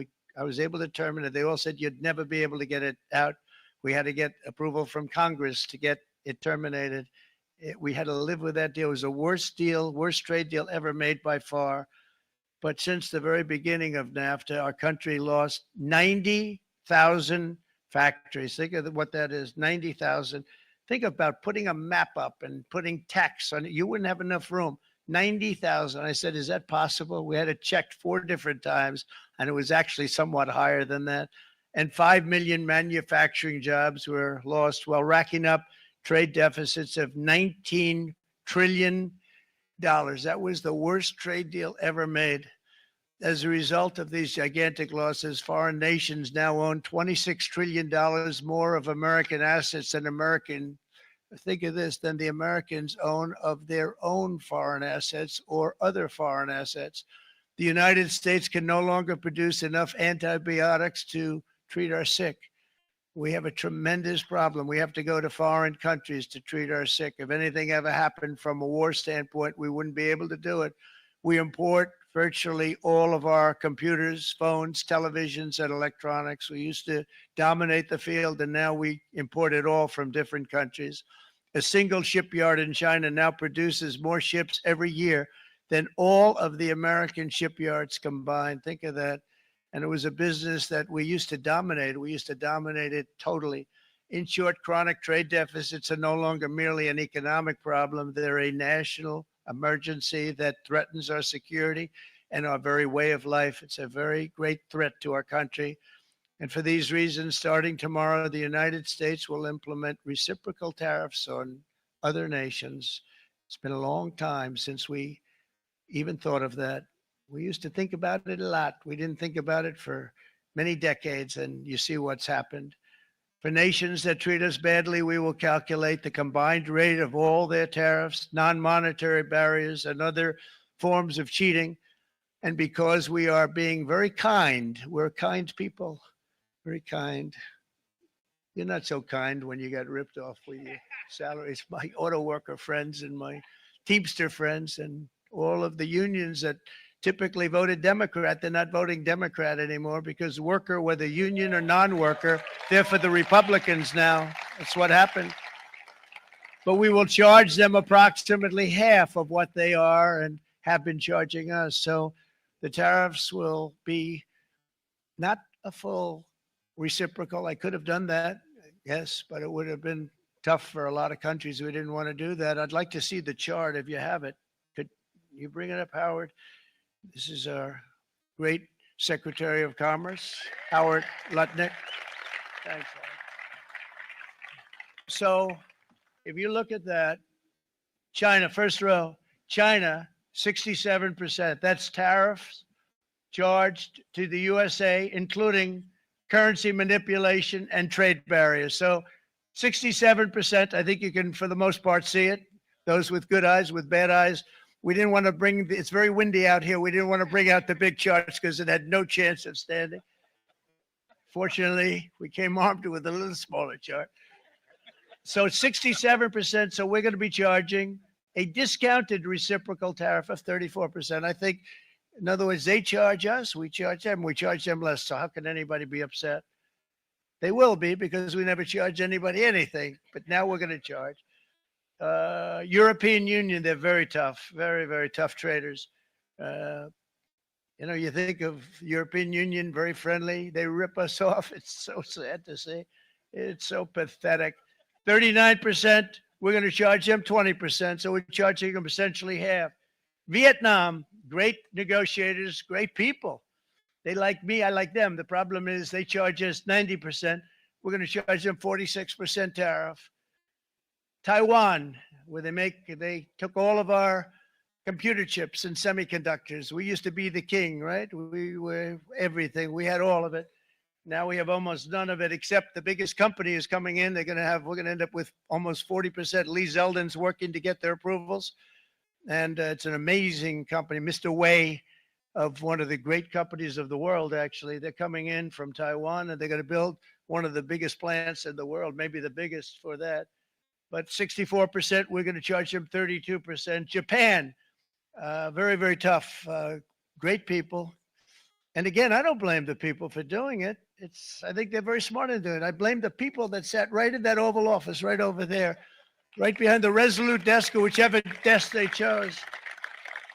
Japan, 46%. They would charge us 46% and much higher for certain items like cars, you know, little items like cars. 46%, we're charging them 24%. India, very, very tough, very, very tough. The Prime Minister just left. And he's a great friend of mine, but I said, you're a friend of mine, but you're not treating us right. They charge us 52%. You have to understand, we charge them almost nothing for years and years and decades. And it was only 7 years ago when I came in, we started with China and charged them. We took in hundreds of billions of dollars from China in tariffs. And they understood, honestly. President Xi understood. He said, look, I understand. And the other countries, and they all understand. We're going to have to go through a little tough love, maybe, but they all understand. They're ripping us off, and they understood it. Prime Minister of Japan, Shinzo Abe. He was a fantastic man. He was unfortunately taken from us, assassination. But I went to him and I said, Shinzo, we have to do something. Trade is not fair. And he said, I know that. I know that. And he was a great gentleman. He was a fantastic man, but he understood immediately what I was talking about. I said, Shinzo, we have to do something. He said, I know that. And we worked out a deal, and it would have been a much better deal. But frankly, there were many years left in the deal that was made previous to my getting there. But it was something. If you look at Switzerland, 61% to 31%, Indonesia, Malaysia, Cambodia. Oh, look at Cambodia, 97%. We're going to bring it down to 49. They made a fortune with the United States of America. United Kingdom, 10%, and we'll go 10%. So we'll do the same thing. South Africa, 60%, 30%, and they've got some bad things going on in South Africa. You know, we're paying them billions of dollars, and we cut the funding because a lot of bad things are happening in South Africa. The fake news ought to be looking at it. They don't want to report it.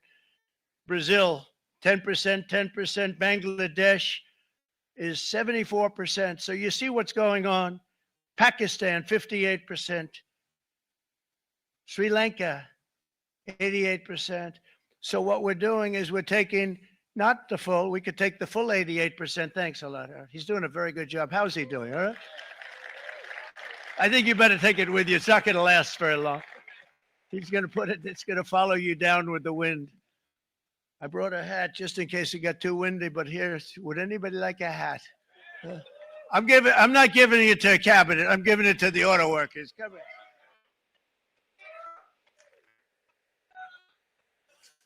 Thank you, fellas. Get it. That's it. That's it. They deserve it more than our cabinet. Our cabinet has plenty of hats. But you see the numbers. The numbers are so disproportionate. They're so unfair.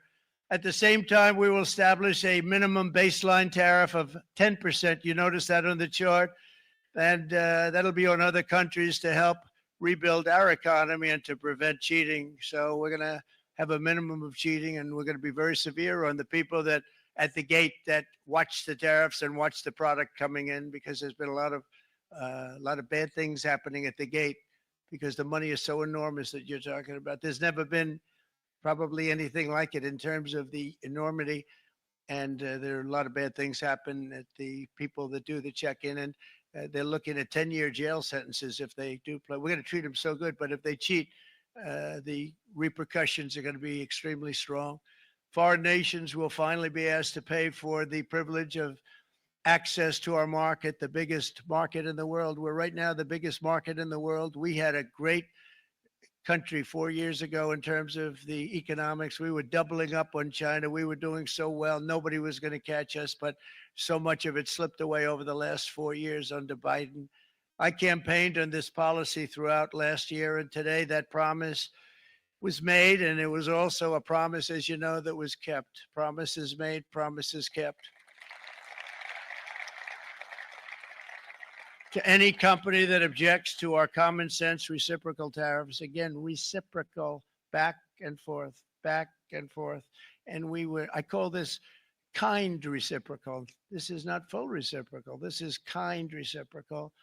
But what we do is we cut it in half. We charge them. My answer is very simple. If they complain, if you want your tariff rate to be zero, then you build your product right here in America, because there is no tariff if you build your plant, your product in America. And we've seen companies coming in like we've never seen before. Likewise to all of the foreign presidents, prime ministers, kings, queens, ambassadors, and everyone else who will soon be calling to ask for exemptions from these tariffs. I say, terminate your own tariffs, drop your barriers, don't manipulate your currencies. They manipulate their currencies like nobody can even believe, which is a bad, bad thing and very devastating to us. And start buying tens of billions of dollars of American goods. Tariffs give our country protection against those that would do us economic harm. And many people were looking to do us economic harm. Maybe not so obviously, but they were doing tremendous economic harm. But even more importantly, they will give us growth. These tariffs are going to give us growth like you haven't seen before. And it'll be something very special to watch. I am so looking forward. And Brian, it's going to happen even faster than you said. You know, you might say, but it's already started. It's already started. Work's already begun on plants all around the country. And you see that as before. These are big, rich companies. We have $61 billion started on a big plant going up. It's going to be announced over the next 2 days. And they already started work. Many of these the biggest companies in the world, they've committed to build. We're going to build, sir. And they came here to see me, and wanted to know if they could have a press conference. I do as many as I can. I'm pretty busy trying to stop Russia and Ukraine and the Middle East. We got to stop that. We're going to stop the Houthis, which we're making tremendous. They like shooting ships down and out of the water, sinking ships. They get a kick out of it, but they're not getting such a kick out of it now, are they, Mr. Secretary? They're not getting such a kick out of that now. But here are just a short list of some of the companies that have already announced and committed to investment. And this is a company that built its factories and its plants in China. Apple is going to spend $500 billion. They never spent money like that here. They're going to build their plants here.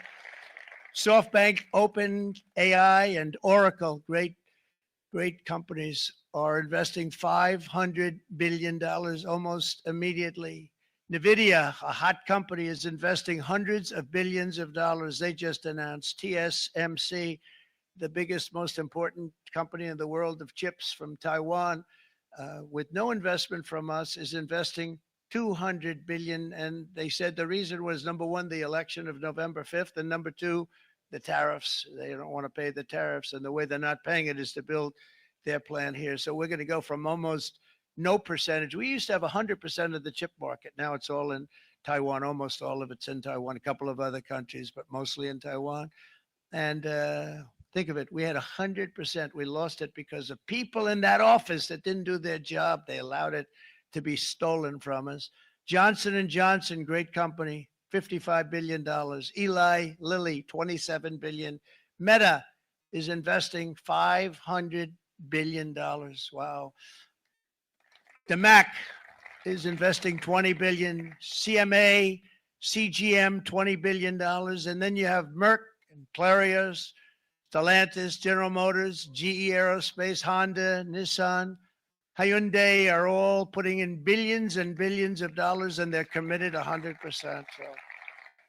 And we've never had, and this is after 2.5 months. This is after just a short, this all took place as soon as we came out with what everybody wanted to do. You know, I watched a gentleman today on television, used to work with Lee Iacocca, a very respected automobile person, and he said, you know, because they're asking people, and they try and get as many negative people as they can, but they can't find them too much. It's pretty hard to find in terms of what we're doing, especially when they see all this investment.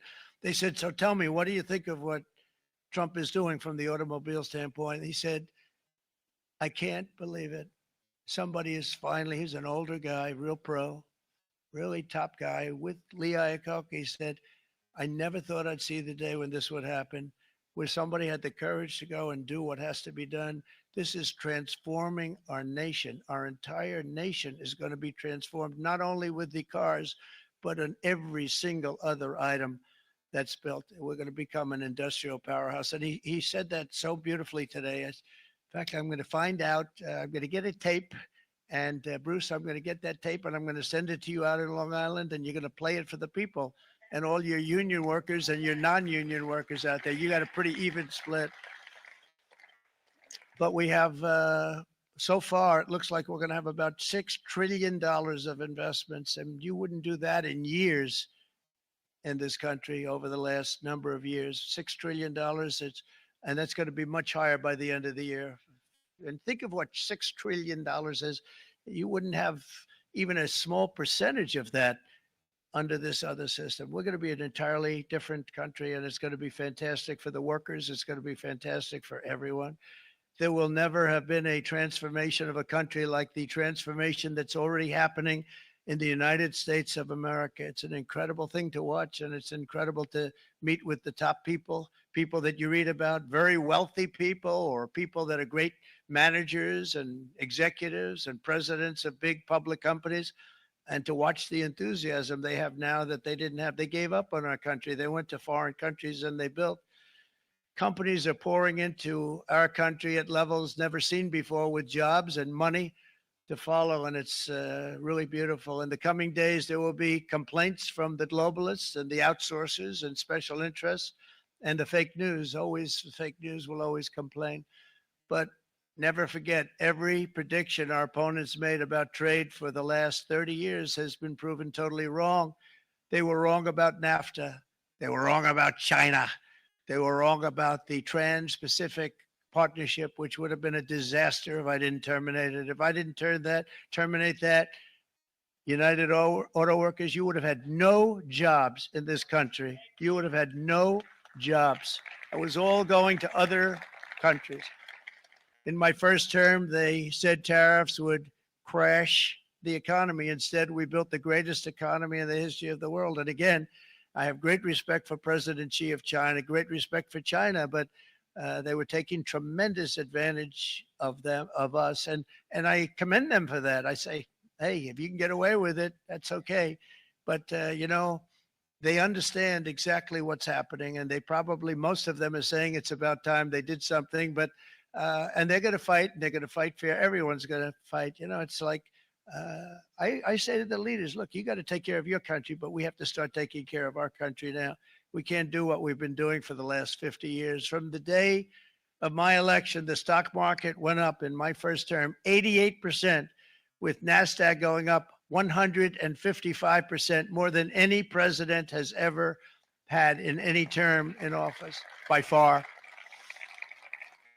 And I think we're going to blow that away. And maybe the numbers won't show, but I think they're going to show much better than even those numbers. But what you're going to see is you're going to see activity, that empty, dead sites, factories that are falling down. Those factories will be knocked down, and they're going to have brand new factories built in their place. They're not only talking about renovating, they're talking about brand new, the best anywhere in the world, the biggest anywhere in the world. I have a friend who builds car plants, and I said, I want to see the biggest and the best. He said, well, we have to go to Mexico. I said, no, I want to see it in the United States. He said, we're not building them in there. This is a year and a half ago during the campaign. He said, we're not building it. You'd have to go to Mexico. When I was starting to decide to run, and I went to number one in the polls very rapidly, I want to say, like, let's say in the first hour. And then shortly thereafter, it looked like I was going to win, and the fake news was saying, oh, no, don't do this. What they don't know is if I didn't win, they would have really been in trouble, because nobody wants to read them anyway. But I tell you what, when it looked like I was going to win, I announced that I was going to be doing exactly what we're talking about today. Great consistency, actually, because I've been talking about it for 40 years. But because I saw what was happening 40 years ago. If you look at my old speeches when I was young, very handsome, my old speeches, and that people would say I'd be on a television show, I'd be talking about how we were being ripped off by these countries. I mean, nothing changes very much. The only thing that changed were the countries, but nothing really changes. But it's why it's such an honor. It's such an honor to be finally able to do this. If you look at China, I took in hundreds of billions of dollars in my term, hundreds of billions. They never paid 10 cents to any other president, and yet they paid hundreds of billions, so much so that Biden couldn't do anything. They wanted to try and terminate it because he had a very special relationship with China. You know what the relationship was? He had a special relationship. But the numbers were so big, that they couldn't do it. So they did ease it up. They did things that they shouldn't have done. They made it a lot more comfortable for them, but they couldn't do it because the numbers were hundreds of billions of dollars, and I did that. And we were on our way to doing something like incredible. And then we had a very bad election happen, a lot of bad things happened. So when I said we got to do it again, I said we have to make it too big to rig. And we made it too big to rig, and we won in records, and it was a monumental win. And it was such an honor to see so many of you, like Brian and your friends, here with us to celebrate, and to more importantly, celebrate what we're doing, because that wouldn't be a full celebration if we didn't do this, because this will be an entirely different country in a short period of time. It'll be something the whole world will be talking about it. The critics made the very tired predictions earlier this year, but in February, core inflation dropped to the lowest rate in 4 years. And the price of eggs, as you know, just in a month and a half, we were there for 4 weeks. And the first week I got blamed for eggs. I said, I just got here. They said eggs have gone up at like 250% and you can't get eggs. And they were going crazy. And I said, I just got here. And then we got to work on eggs, and we got to work on everything. And our great Secretary of Agriculture, you did a fantastic job, Brooke Rollins. She did a fantastic job. And as I said before, the price of eggs dropped now 59%, and they're going down more, and the availability is fantastic. They were saying that for Easter, please don't use eggs. Could you use plastic eggs? I said, we don't want to do that. We want to. And you really came through. It's an amazing job. Thank you very much, Brooke. You did great. But likewise, an old-fashioned term that we use, groceries. I used it in the campaign. It's such an old-fashioned term, but a beautiful term, groceries. It sort of says a bag with different things in it. Groceries went through the roof. And I campaigned on that. I talked about the word groceries for a lot. And energy costs now are down. Groceries are down. Gasoline is way under $3, and people are beginning to be able to buy things and live again. We brought prices way down. We created 10,000 already in a few weeks, new manufacturing jobs. And it was that took place in 1 month, numbers that they haven't seen in a long time. We had virtually no inflation under my term. We had virtually no inflation for 4 years. But after transitioning over to Sleepy Joe, it went from almost non-existent to the highest in the history of our country. They're the highest inflation in the history of our country, brought up by energy and bad spending and bad policy, and a lot of bad things happened. How about allowing millions and millions and millions of people to pour into our country with open borders, where it's so sad to see even now. And I see our great secretary you have done. Stand up, please, Christy. Stand up. Christy Noem. And Tom Homan. These people are doing a great job, but gotten them out in records. We have problems with judges that don't want them to go out. They want Tren de Aragua, and they want MS-13, the most vicious gangs ever. Nobody's ever seen anything like it. Absolute killer gangs. They kill people. They don't even think about it. And we put them out, and we have judges now, radical left judges that they don't want them to go out. They want them to even be brought back. Let's bring them back. You've done a fantastic job, and please thank everybody. Homeland Security, thank everybody. Appreciate it. And we now have a border that's the best border that we've ever had, even better than it was my first term. My first term we did good, but this one we really specialized in. We've done really well. And we had records then. We had the best, safest border. 4 years ago, we had the best border there ever was. And now we have, you've actually matched it and done even better. And we're going to get it down the right way. And we want people, by the way, to come into our country, but we want to come in through a legal process. We want them to come in legally. We need more people. We need people to run these plants and to help the auto workers and the Teamsters and the non-union people and everybody else. But we need people and the farmers.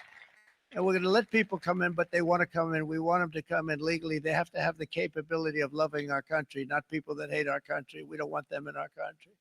And now we're going to pass the largest tax cuts in American history. And that's where we're relying on Mike and John Thune. And we will not cut Social Security, Medicare, or Medicaid benefits. And the Democrats will, because if they got in, the entire economy would collapse. This country was heading for a collapse under the people that you saw. They were horrible. I think one of the reasons people like the job, I have my highest approval ratings because I think they're comparing me to the worst administration in the history of our country. So I appreciate that at least. But Speaker of the House, Mike Johnson, and Senate Majority Leader, appreciate it, Mike. John Thune have been fantastic, by the way. But they've been working tirelessly on taking the next step to pass the plan for our One big, beautiful bill. I'd like to name it that if you can. One big, I made that statement about 6 months ago, and everybody calls it one big, beautiful bill. And it will be that. It'll have everything, the big tax cuts and every incentive there is. And it'll be fantastic. And by the way, for the cars, we're asking for an interest deduction on a loan. So if you build the car only in America, we do it, Brian. If the car's not built in America, you don't get the interest rate deduction.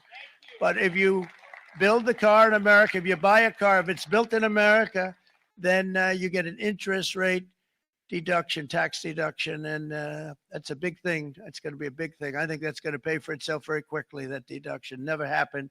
We've never had anything like that before. Somebody said, where did you get the idea? Because it's so basic. You would think that would have happened a long time ago. It never did. And I'm very happy it didn't, because now I can say that was my idea. But we're going to get us closer to the debt extension. We have to get the debt extension passed. And I know you're going to be able to do that, Mike. And it's very important that you do that. And all of the other things that the Senate budget plan gives us, along with working, because I know they're working together, John and Mike, and the two bills are going very well together. We need to get our shared priorities done, including certain permanent tax cuts. We want the tax cuts to be permanent, spending cuts, energy and historic investments in defense, border, and so much more. We're covering everything. These will be phenomenal. There'll be no bill like this going to straighten. One bill is going to straighten out our country for many, many years to come. And we said, let's just do it and let's get it done. And some guys will love it and some guys will like it a little bit less because they're not getting what they were exactly looking for, but they're getting a lot. They'll never, if we get this done, it'll be the most incredible bill ever passed in the history of our Congress and Senate and congressmen, the senators and the congressmen, many of whom are here today, will be very proud of themselves. I really believe that it's going to set us on a whole new prosperous path. We're going to cut spending and right-size the budget back to where it should be. We're going to do that very strongly. Thank you, Rick. Thank you, John. Thank you. Oh, look at all of our senators over there. Oh boy, that's a nice group of people. But I won't like them so much if they don't get this bill done. That's a great group. And Congressman, thank you very much. I appreciate it. Tremendous people. The Senate plan is my complete and total support. And the House plan likewise is very similar. They're moving along pretty much at the same clip. And as soon as you're ready, you'll show it to me. And I'm sure it'll have my support, Mike. Every Republican congressman and senator must unify. We have to unify. We can't be separated. We have to get it done. We have to get absolutely everything we can, and we have to take care of the American people. That's the only thing that matters. We have to take care of the American people first. We need to pass this bill immediately, get it done, including debt extension. From this day on, we're not going to let anyone tell us that American workers and families cannot have the future that they deserve. We're going to produce the cars and ships, chips, airplanes, minerals, and medicines that we need right here in America. The pharmaceutical companies are going to become roaring back. They're coming roaring back. They're all coming back to our country because if they don't, they got a big tax to pay. And if they do, I'll be very happy. And you're going to be very happy and you're going to be very safe. We're going to build our future with American hands, with American heart, American steel, and we're going to build it with American pride like we used to. We're approaching our 100th day as president and have been given credit by a lot of people, actually, even some of the fake news. Can you believe it? Which in this case, hopefully isn't fake, for having done more in that time than any other administration in the history of our country in the first 100 days. I think we've had an amazing in terms of what we've done, what we've gotten accomplished. I'd like to see if we can get that war ended and another war from not starting in the Middle East. We have to get Russia. They're losing 2,000 on average, 2,500 people a day, young people, soldiers, Russian. Think of that, 2,500 through some days, but on average, probably over about a 1 week period, it's 2,712, they say. They're losing those soldiers. They're dying. They're being decimated. And they're not from our country, but they're from other countries. But they're human beings. They're from Russia. They're from Ukraine in this period, most of them. and we're going to get it stopped. It's a senseless war that would have never happened if I was president, and it shouldn't be allowed to go on. And I think we're being given good cooperation by Russia and by Ukraine, but we have to get it stopped. It's humanity. It's humanity. It's a terrible thing. This will be a very big moment. I think you're going to remember today. It's going to be a free nation that we're dealing with. We're going to have a very free and beautiful nation. It's going to be Liberation Day in America, and it's going to be a day that hopefully you're going to look back in years to come and you're going to say, you know, he was right. This has turned out to be one of the most important days in the history of our country. God bless you and God bless America. Thank you, everybody. Thank you very much. Thank you. Thank you very much.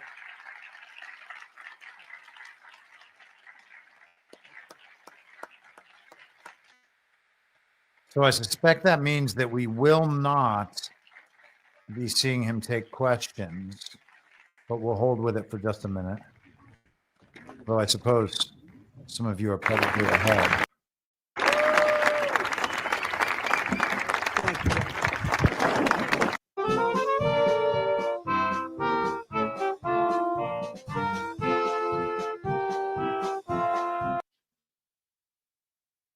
Okay. So that was the big announcement. Kept it confined more or less to just the tariff topic. And then he talked a little bit of the Russia-Ukraine situation there at the end. I thought there were a bunch of interesting moments in that. I think that he made points that align with the framing I presented earlier in terms of the top-down centralized control over the economy worldwide being disrupted by this new way of going about things. He showed that chart that I saw Garrett Ziegler pointed out over the course of that speech. Peter Navarro, the Trump trade czar, had put together. Trump started the speech by saying, this will be remembered as the day that American industry was reborn, American destiny reclaimed, and it would be the day that we begin to make America wealthy again. He talked about the non-monetary barriers put up by other countries, and I think that he's referring to various kinds of manipulation that force that top-down control, that force companies, countries, industries to implement the regime agenda for the worldwide economy. He said he doesn't blame other countries for the imbalances. He blames our former leaders, and he made it clear that the heads of industries, companies, and countries were just doing what would be best and most profitable and what they ultimately had to do. Probably a lot of that was due to the malign influence and the covert influence of regime intelligence. And then underlying that, unfortunately, American intelligence, since so much of the global regime agenda and the implementation of that agenda was pushed forward by the American government, by the American military, by the American people's effect on the world economy. A lot of people were brought under the sway of that global regime who maybe wouldn't have wanted to principally, but were forced through pragmatic concerns to go along with that agenda. And then, of course, there are others who are just in it for the profit and the power. He noted, I thought really interestingly, that the major problem started in 1913. He said, for reasons unknown to mankind, we established the income tax and thereby made it so that the American people would be essentially subsidizing these other countries as part of the global economy. What could be paid for by other countries through tariffs was instead paid for directly by the American people. So that is not the same thing as the American people getting taxed and then those tax dollars paying for our roads and the improvement of our schools and our infrastructure or the defense of our country or anything like that. It's us paying the global regime via their bagmen at the IRS facilitated by the Fed, the Federal Reserve. We are paying the global regime to subsidize the implementation of that one world liberal international rules-based order and the top-down control over the world's economy. I love when he talks about the income tax in these terms. He's talked many times. I did an episode. It's been almost a year now that I did the episode, Read My Lips, No Taxes, after he announced that there would be no tax on tips. And then that became no tax on overtime, no tax on, was it Social Security? And in the financial world that I think many people see in the future, it might be impossible to extract taxes from the people in the first place. One would at least hope. I guess there's some reasonable concern over what the role of stable coins will be in terms of the ability for the government to turn off your money.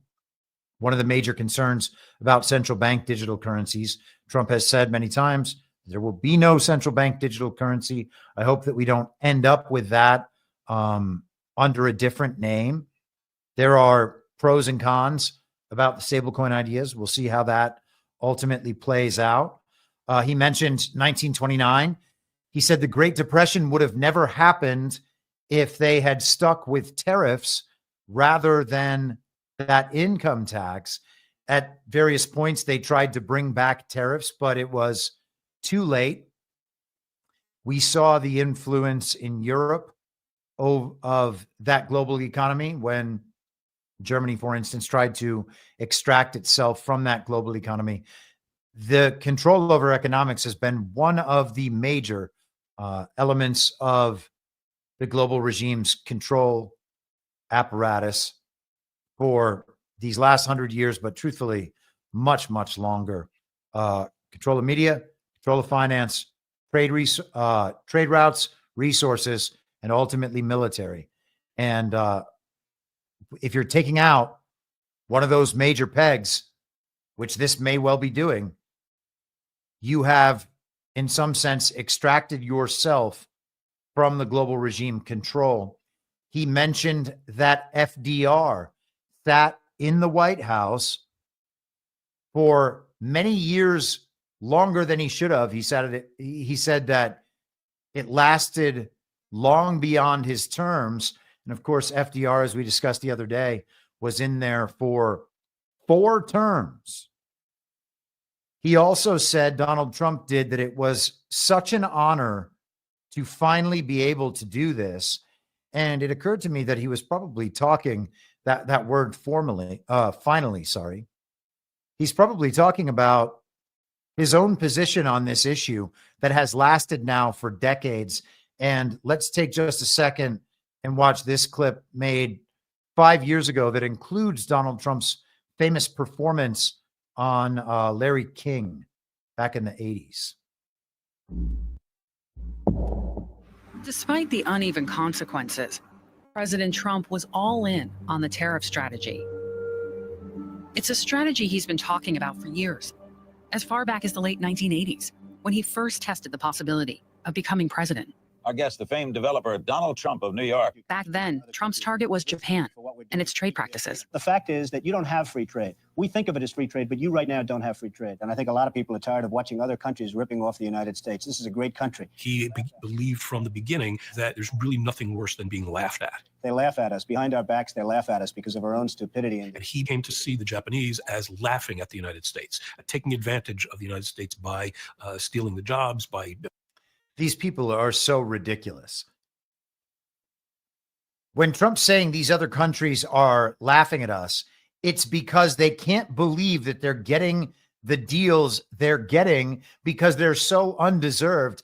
And of course, they have to reinsert themselves as the mainstream media and let you know that this is really all about Donald Trump's ego, his narcissism, and his refusal to be made fun of. Totally unbelievable, but let's get back to it. Dumping product here. We let Japan come in and dump everything right into our markets and everything. It's not free trade. If you ever go to Japan right now and try to sell something, forget about it, Oprah. Just forget about it. It's almost impossible. After Japan's economy cratered, Trump shifted his ire to a rising economic power, China. They are ripping us like we've never been ripped before. If you look at Japan, if you look at China, where we lose $100 billion a year with China. He's been saying the same thing for 30 years. Donald Trump has a very binary view of life and certainly of the world.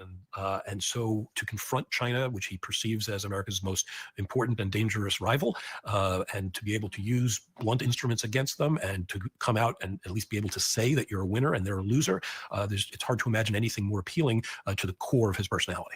Please welcome the next president of the United States, Mr. Donald J. Trump. By 2016, Trump's message had finally found an audience, and his focus on trade and China had found its moment. First time I ever met Trump, I was, coming out of Goldman Sachs and being somebody that's been in finance for a number of years, I was set to be unimpressed. I was actually very impressed. Now, he didn't know a lot of details. He knew almost no policy. Yeah. But what I found most extraordinary was when we got to the section on China, which I kind of threw out there, of a 2-hour meeting, almost 30 minutes or more was all about China. We have a $500 billion deficit, trade deficit with China. And you got to remember, a lot of this, he was just reciting everything he'd heard from Lou Dobbs. We're talking about a trade deficit of $315 billion last year with the Chinese. He's been a guy that's watched Lou Dobbs for 30 or 40 years. And the only thing he had formed as a worldview was China. Because we can't continue to allow China to rape our country. And that's what they're doing. It's the greatest theft in the history of the world. He talked in this kind of vernacular that kind of hit people in the gut, and particularly when we talk about trade and jobs and job shifting overseas. What was his message to these people on trade? China's to blame? The message is very simple, is that the elite shift the jobs overseas, and I'm going to bring it back. So that's quite an interesting piece. They talked about Donald Trump, that same communist who brings everything back to Donald Trump's narcissism, his ego, his stupidity, which is what he's inferring in that, or implying, I should say, in that second clip about the binary thought process. Well, under what scenario could the tariff thing be binary? Exactly the scenario I described before. If you start implementing tariffs, that means a country is shifting the balance that's set in place. So it's either our democracy worldwide with quote unquote free trade, which means they're free to make it however they want, or you have the sovereign nationalist policy of tariffing other countries and operating in a way that best suits your own country. So being binary about that, global regime system or sovereign nationalist system, it is a binary. There's not really a mixture of those two things. And it really is just good twin, evil twin, as we've talked about for these past many years. It is the urge, the motivation, the system of control toward centralization, or the urge toward decentralization, fragmentation, the spreading out of that control, and the removal of the centralized and centralizing controlling force. And so it really is a binary. Donald Trump is on one side of that binary. The American people have joined Donald Trump on that side of the binary. And so this is how we will be going forward into the future, it certainly seems. All right. Now, I know that there were a few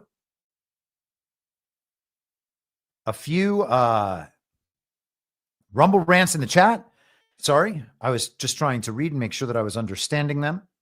Polymath and on $5. APL said this podcast is the internet's best kept secret. I agree. Thank you, Chris Paul.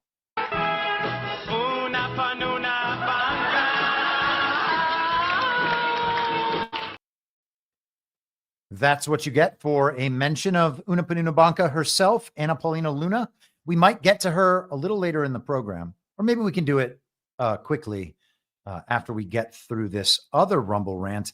APL to make up for Bannon defaulting on this duty. And how dare you say that about Steve Bannon?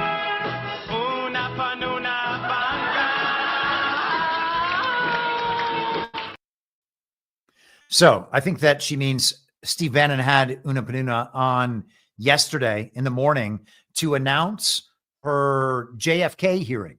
She had a big hearing in Congress where they were going to go over the JFK files. She brought in film director Oliver Stone to talk about JFK. Absolutely nothing new was revealed. I am led to understand. I did not waste my time watching it because it was apparent from having heard her on Bannon in the morning that nothing new would be revealed. She said explicitly that it was a good thing for Americans to have trust and to have faith in their government, and that had been ruined from these last 60 years since the Kennedy assassination. And that must be restored. And the only way to restore it is through transparency. But do we have an answer? No, we don't. So that whole display looks to me as nothing more than a pre-scripted narrative. The regime, the uniparty right, was going to take credit for bringing the American public the truth about JFK. And through events like that, we would see that they have been successful in that mission. Except, of course, Donald Trump already preempted that a few weeks ago, released all the files. People understood, oh, there's really not anything else here than what we knew before. And how many rugs do we need to stand on before we are prepared to recognize when we are standing on a rug? Imagine that you could not tell the difference between grass outside or the AstroTurf grass that you can roll down on a patio or a rug in your living room. You just think they're all the same thing. Well, I'm stepping on this thing, so it must be the same. No, we need to learn to recognize rugs. If you're told that you're about to get the truth of JFK from a bunch of congressmen who can't even prove that they were legitimately elected into office, you're going to have a hard time. If you French fries when you're supposed to pizza, you're going to have a hard time. And I don't know if people are familiar with that reference. Let's just bring it up quick. I love a good South Park reference all of the time, anytime. I basically relate everything to South Park and Mitch Hedberg. Mitch Hedberg's comedy He in my head. French fried when he should have pizza. You French fry when you pizza, you're gonna have a bad time. So that is a ski instructor letting the kids know that if you French fry when you're supposed to pizza, you're going to have a bad time. It's pretty simple. If you step on a rug thinking that it's not a rug, it can't be a rug this time, you're going to have a bad time. You're going to rug yourself. And we need to stop rugging ourselves because at some point, we cannot blame the television for lying to us. The television lies to us. That's what it does. Starborn 01, $10. Chris, do you think today was a rug or only a 50% rug? I don't think today was a rug because I didn't really expect anything else. I think that we will begin seeing what today meant as we go forward. I don't think there's any way that any of this is ever going to just resolve itself in a moment, barring maybe indisputable and conclusive public understanding that our elections are fake. Okay. That's the sort of thing that could tell everybody all at once, wow, the reality that I thought I was experiencing is simply not the reality that I am experiencing. And then at that point, we might have a startling sort of event. I think there's also still a possibility that we'll get some sort of scare event, maybe with a kinetic element that is real, that might shake people out of it. right? If we were told that some spot in the United States of America, even if it was in a desolate wasteland that is next to some town or something, if we were told that the U.S. was struck with a nuclear missile, then maybe people would wake up at once. Otherwise, I think that what we're going to see is some of the fallout from these plans as it happens over time. And to be honest, I think that that's what we've been seeing for the last 5 years and what I think we've been tracking on this show specifically for the last 5 years. Okay.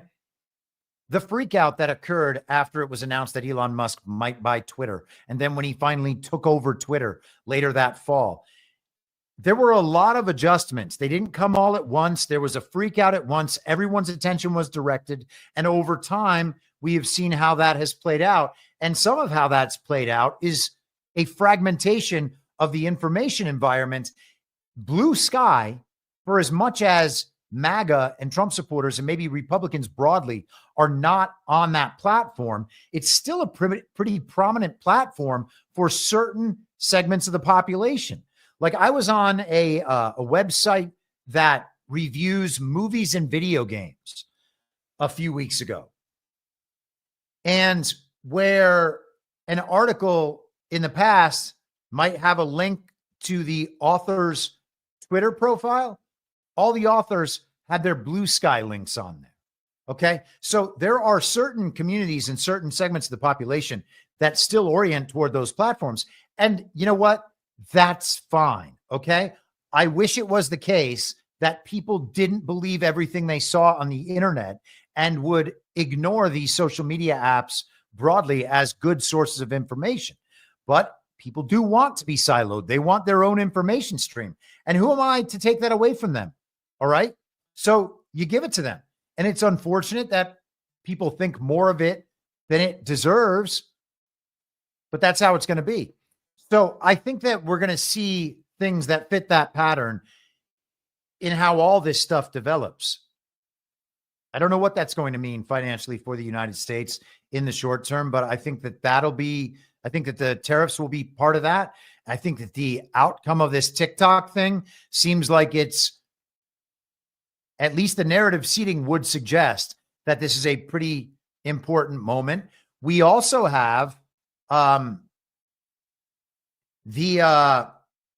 as I mentioned the other day, some of these narrative through lines are just going to be wrapping up. We're going to have to find what the end of the story is. And I was going to say, we're eventually going to have to figure out what it is that the Defense Department was doing with all those IP addresses. There's a lot of stuff that a lot of open storylines that we don't have conclusions on. And those conclusions are going to have to come at some point, including things like Rico Grande, including things like the Trump class action lawsuits against big tech. There's a lot of chips that are still to fall. And we're just going to have, I don't want to be patient, right? Nobody wants to be patient. We would like to know the answers to all these things, but we don't really have another choice because we are in some sense, a necessarily subservient position. And maybe that's just the way of the world. All right. Like maybe there is no government of, by, and for the people. And maybe we need to grow up past our childish understandings of how the world operates. It doesn't operate that way. It operates based on power. It's more similar to Game of Thrones than we ever would have imagined. Imagine all of the people in King's Landing are told that they get to go participate in the elections and they just keep electing Queen Cersei over and over again. Or maybe, as it would have been by the end, Daenerys Targaryen if she hadn't gone crazy. Spoiler alert.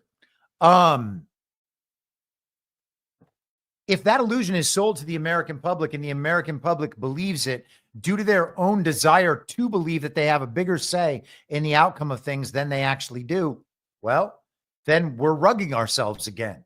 Maybe there's a situation where control can be exerted more locally, but we don't attempt to do that. We don't look after just ourselves because we're obsessed with the soap opera. Okay, so let's get back to Panoonah for a second, because not only yesterday did she do that ridiculous hearing about the JFK files that produced nothing. She's good at getting attention. Okay. So if people need to keep getting rugged over and over again, if this helps wake up the normies, then fine. I don't think that's what it's all about. 2 days ago on Monday, this from the New York Post, it was nearly at midnight. They're also mentioning that Val Kilmer died, and that is sad. Anna Paulina Luna resigns from House Freedom Caucus, says mutual respect was shattered. Now, we are led to believe that the House Freedom Caucus, those are all the most hardcore, quote unquote, conservatives. They're the really tough conservatives in the House. They have not proven to be tough. They've proven mostly to be Ron DeSantis simps and operators of the establishment that try to sell themselves as being aligned with MAGA so that we will see them as our leaders. We should just see the entirety of the House as fake and illegitimate, feckless, useless, and having no actual power. And I think that we have another proof of that yesterday. And I'll get to that in just a second. Luna has teamed up it's the latest escalation in her fight against House GOP leaders and a small group of members on the right flank of their conference over the issue of proxy voting. Luna has teamed up with Democrats and several other Republicans on a mechanism aimed at forcing consideration of legislation that allows new parents in the House to vote remotely for 12 weeks around their baby's birth. I have consistently supported each of you, even in moments of disagreement, honoring the mutual respect that has guided our caucus, Luna wrote. That respect, however, was shattered last week. The focus of her anger is a brief incident from earlier this month when a group of House conservatives held up a chamber-wide vote on unrelated legislation to press GOP leaders to kill Luna's measure known as a discharge petition. Acting within the House conference rules we all agreed to, I sought to bring a vote to the floor on a measure that would allow new mothers in Congress, fewer than 14 in our nation's history, and fathers if they choose to vote by proxy. This was a modest, family-centered proposal, yet a small group among us threatened the speaker, vowing to halt floor proceedings indefinitely, regardless of the legislation at stake, including President Trump's agenda, unless he altered the rules to block my discharge petition. All right. So we can move on past that. Then this became a big deal yesterday as Panoonah went and messed everything up. This is Nick Sorter on X, formerly Twitter.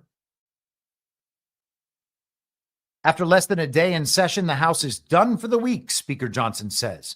This comes after a handful of Republicans joined all the Democrats to allow certain members to vote from their couches instead of coming into work. Infuriating, he says, wanting the fake, feckless, useless, illegitimate House to do things for some unknown reason, because this is what Normie Khan has decided. We need the House to legislate. We need the House to pass Trump's agenda. Clown show. Well, it's a very disappointing result on the floor there. A handful of Republicans joined with all the Democrats to take down a rule. That's rarely done. It's very unfortunate in this case. 96% of House Republicans voted against proxy voting because they believe it's unconstitutional and they agree that it would open a Pandora's box. And so that's what we just saw. Let me just make this clear. That rule being brought down means that we can't have any further action on the floor this week. That means we will not be voting on the SAVE Act for election integrity. We will not be voting on the rogue judges who are attacking President Trump's agenda. We will not be taking down these terrible Biden policies with the CRA votes. All that was just wiped off the table. It's very unfortunate. We'll regroup and come back, and we'll have to do this again. Mr. Speaker, were you asking for too much? Let's listen to those priorities again. Means that we can't have any further action on the floor this week. That means we will not be voting on the SAVE Act for election integrity. We will not be voting on the rogue judges who are attacking President Trump's agenda. We will not be taking down these terrible Biden policies with the CRA votes. All that was just wiped off the table. It's very unfortunate. We'll regroup and come. So they can't wipe out the Biden policies, but of course, Biden was fake and illegitimate. And a lot of that was his auto pen. And we're seeing some of that play out. They're not going to be able to pass the SAVE Act that they were never going to be able to pass. The SAVE Act is supposed to solve our elections. The House and the Senate are going to do that. The people who can't even prove that they are legitimately elected are going to go and solve our elections. Well, that's weird. Trump just put out an election integrity executive order last week. Now, that's not going to solve our elections either, but the Congress certainly can't do it. Got to be done at the state level, got to be done at the local level. The government in this current form shouldn't exist. Maybe in effect it doesn't. That is still my theory of the case. But Panoonah wanted to vote for this proxy voting, and it didn't work. So now the House is leaving again. They're not going to get anything done. I would be shocked. I would be shocked. Maybe the narrative requires it. I don't know. But we've been told that the Senate's not going to take any of this stuff up until the fall. Trump's talking about his big, beautiful bill. Let's see it. Let's see how it goes. I don't want to see Mike Johnson's package, and I wouldn't approve of it no matter what, but they might. The TV might tell us that they will.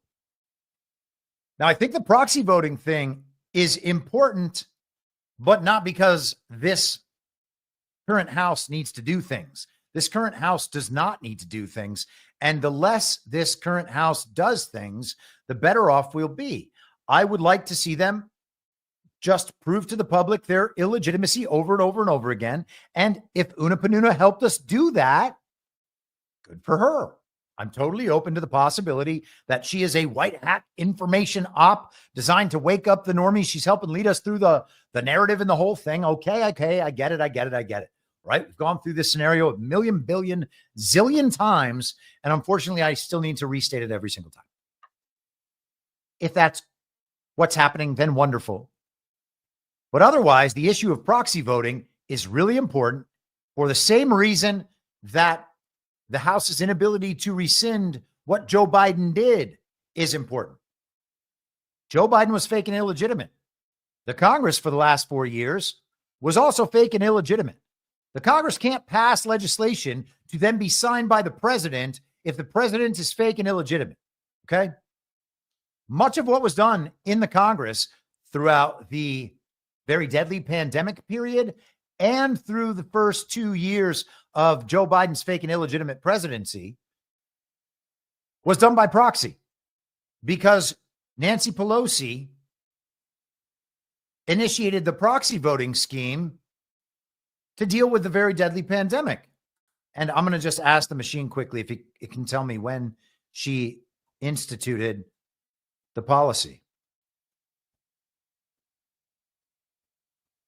which for the entire time is unconstitutional. Everything under the proxy voting, totally illegitimate. Nancy Pelosi instituted the policy on May 20th, 2020. The policy was extended multiple times, including through July 2021, November 2021, and then later into 2022. Initially opposed by Republicans, the practice was upheld in courts despite constitutional challenges, so saith the machine.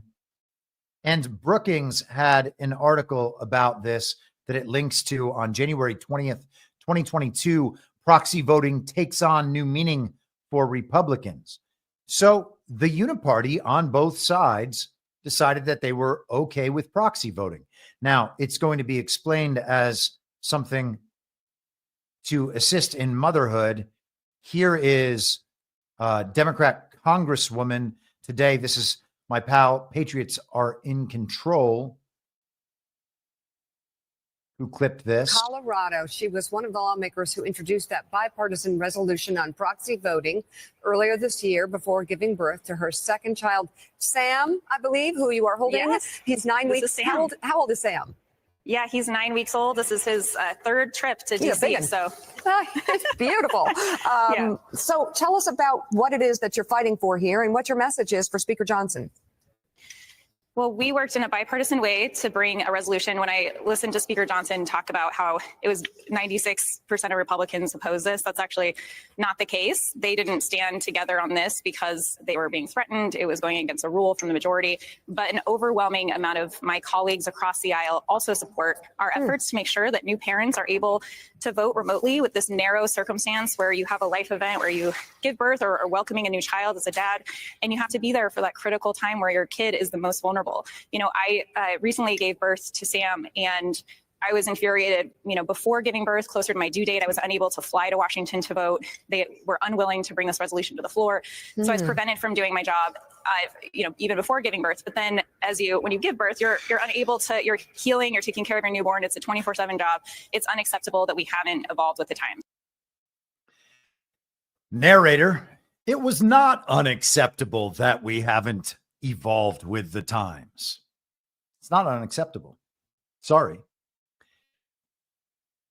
Be there to do the job. If you can't be there to do the job, then you can't vote. All right? It's not, no one's telling you you can't take the time off. It's just you can't cast a vote. And if there's important legislation, you're going to miss the vote. Sorry. That's how life goes. The Congress shouldn't be passing legislation at the rate it passes legislation in the first place. We actually don't need all these laws. Most of the laws on the book are unconstitutional and therefore should not exist and cannot exist. Okay? When we finally get that phase resolved, what we don't need is a Congress that's in there all the time in the federal government just making laws to run people's lives. Actually, you know what's funny? I had this clip the other day. I hope I can find this again. I'm glad that I just thought of it because it was such an interesting clip. Where did it go? I'm sure that I put it down. The man with the mushroom-shaped head on MSNBC went bonkers the other day about wanting to rescind every law in America. Here it is. Before 1965. This is amazing.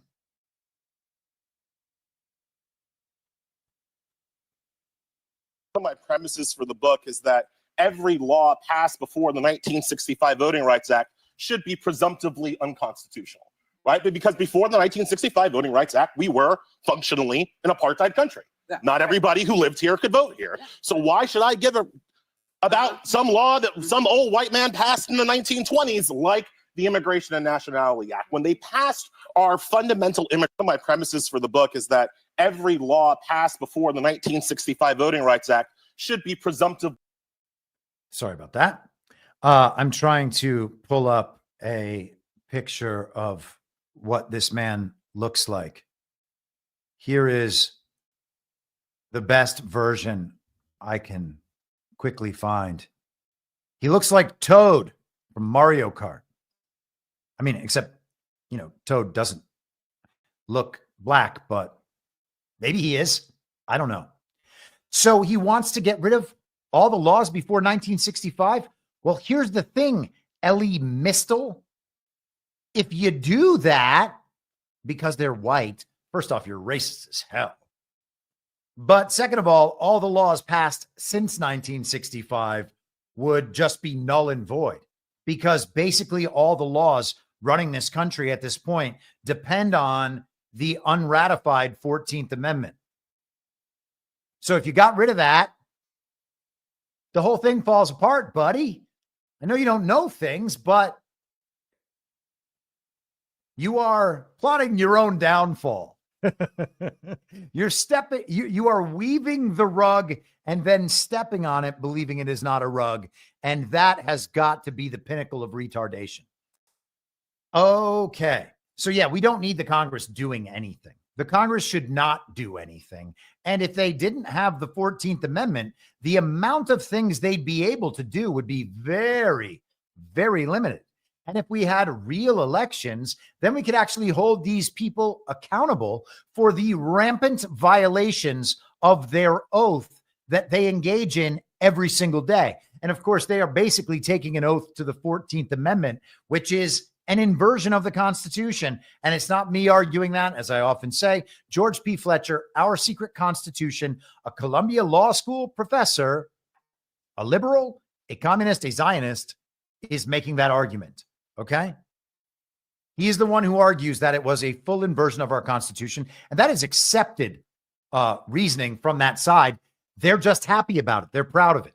Okay? So let's get to the fake and illegitimate elections from last night in Wisconsin. Actually, before we do that, I mentioned that some of these storylines would be closing. They have to close. And sadly, one of the storylines that I mentioned was the storyline about the Curling v. Raffensperger case from Georgia. We talked the other day about how the Department of Justice dismissed a lawsuit meant to stop a Georgia election integrity bill from 2021.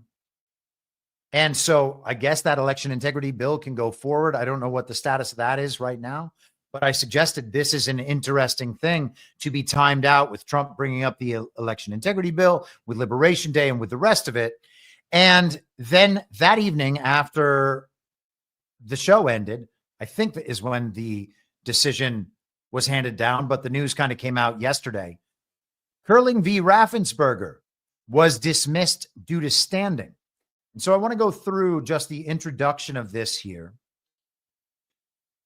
This is Judge Nina Totenberg, Judge Amy Totenberg, whose sister Nina Totenberg is a news lady for NPR. She writes in the opinion, for 7 years, the parties passionately litigated the constitutionality of Georgia's electronic in-person voting system. Naturally, much changed between the early stages of this lawsuit, the multiple preliminary injunction hearings, and the 17-day bench trial on the merits conducted in January 2024. Georgia adopted a new in-person electronic voting system in 2019 and implemented the system in 2020. The new voting system uses a QR code printed on the paper ballots submitted by voters to record and count the selections that voters make on the electronic voting machines. Although the QR code is used to tabulate each person's vote, voters cannot review the contents of the QR code to confirm that it accurately reflects their selections. Plaintiffs thus revised their claims to respond to Georgia's implementation of this new election system. Due to these changes and the case's long history, the court begins by identifying what is and is not at issue at this juncture. This is not a dispute about the results of the 2020 presidential election or the results of any other federal, state, or local election. Plaintiffs' claims instead concern the more ordinary, yet no less critical, interest in safeguarding the credibility and reliability of Georgia's elections. And so she goes and lays out the elements of the case. We don't have to go through all this. I did post this in the info stream on Telegram, t.me/very reasonable. Okay. If you search the word dismissal, you will find this quickly. This is the last paragraph of the introduction to this opinion. Although plaintiffs have not ultimately prevailed on their legal claims, their work has identified substantial concerns about the administration, maintenance, and security of Georgia's electronic in-person voting system, including those described by their expert witness, Dr. Alex Halderman. And it's J. Alex Halderman. These investigative and educational efforts have prompted meaningful legislative action to bolster the transparency and accountability of Georgia's voting systems. Thus, while this lawsuit must now come to an end, the impact of plaintiffs' important work will endure. And that is a more positive note than we've been led to believe about this case. And I'll tell you in a second why I think that's important. Now, the coverage and the response by Georgia Secretary of State Brad Raffensperger makes it seem as though none of that part was just said. I thought I had the link, but give me just 1 second to pull this up. Because these articles all include, the few that I looked at yesterday, all include the same quote from Raffensperger. Hold on 1 second. Here we are.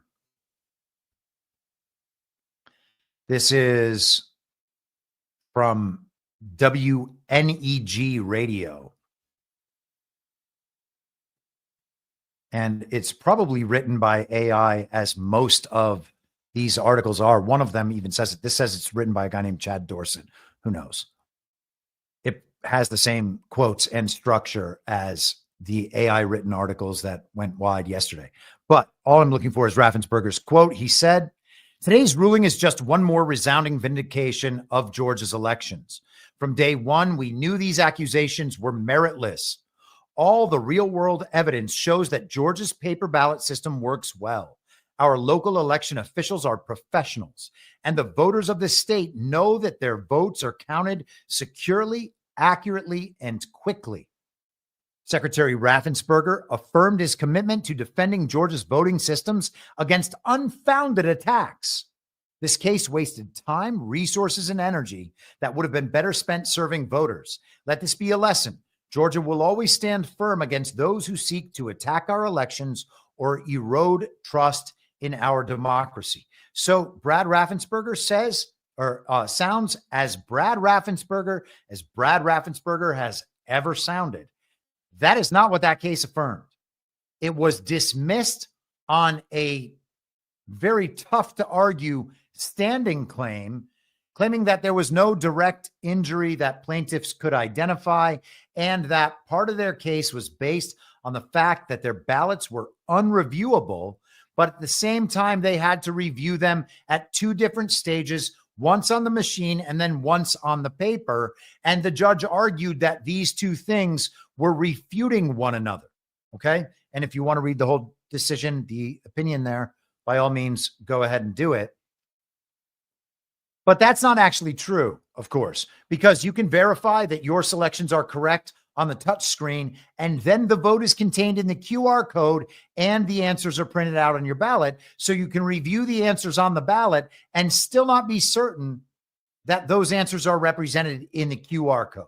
Okay. That system is totally opaque. That's the problem with it. And that's the reason that it's not self-refuting to say that you can review in these two ways, but still it is ultimately impossible to review overall. So a very unfortunate decision, except for all the evidence that was put into that case and has been held for all these many years.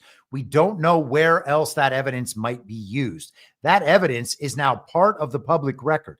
Okay. How do you introduce evidence? Well, unfortunately, you might not get the decision you want in this very case, but that evidence is still out there and it can be referenced in other cases. So we can hope that there is still something else going on.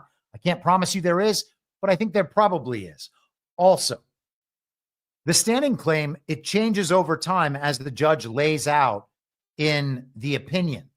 That is kind of a ridiculous notion, but our legal system is ridiculous. And the standing may have changed over time because when the DOJ dismisses the case against that Georgia election integrity bill, well, the relief that the plaintiffs are seeking could then be nullified by the fact that it's already been granted in a different form in a different venue. Okay. And so I have a hard time believing that an 8-year-old case is just decided on the very same day the DOJ dismisses the case against that Georgia election integrity bill. So, it's one of those things that we don't see all the results immediately. All right. We can use our best judgment doing the research, having tracked these things for a period of years now, and think, hey, maybe these are the new potentialities that have opened up. Okay. This one door has closed, but others are open before us. And so we might step through one of those.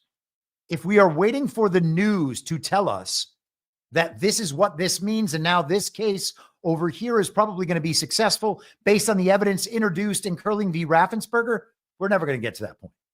All right. So some of this can be inferred. And you can believe it or not believe it. That is entirely up to you, right? These are our judgments to make. Somebody asked me on Truth Social today, are you saying Charlie Kirk is a bad guy? I'm saying, look at what Charlie Kirk is doing and decide for yourself. And we'll get to Charlie Kirk in just a second. Okay, so there was another, before we get to the elections themselves, there was another lawsuit filed on Monday. Nonprofit groups and Democrats sued Trump administration over election executive order. This from the Associated Press. They're talking about the Campaign Legal Center, the State Democracy Defenders Fund. That was who brought the first lawsuit. And then the DNC, the Democrat Governors Association, and Hakeem Jeffries and Chuck Schumer followed soon with a complaint of their own. The president's executive order is an unlawful action that threatens to uproot our tried and tested election systems and silence potentially millions of Americans, said Danielle Lang, a senior director of voting rights at the DC-based Campaign Legal Center. It is simply not within the president's authority to set election rules by executive decree, especially when they would restrict access to voting in this way. The White House didn't respond to a request for comment. Now, is that what Donald Trump attempted to do? Did he attempt to change election laws or alter how elections were run? I would say the answer is no. He ordered the various agencies and departments in the executive branch to uphold laws already on the books, enforce those laws, prosecute where necessary, and to restrict funding to states that didn't uphold those laws. He used what power he has vested in the executive branch to move toward election integrity. He can't do it all. That's no slight to Donald Trump. He has limited powers as president. He has great powers, but nonetheless limited. And so he's going to use those powers to the best of his ability. Did he do that? I can't tell you 100% he did it, but he did a bunch of things that hopefully might help, or at least might bring some accountability or whatever.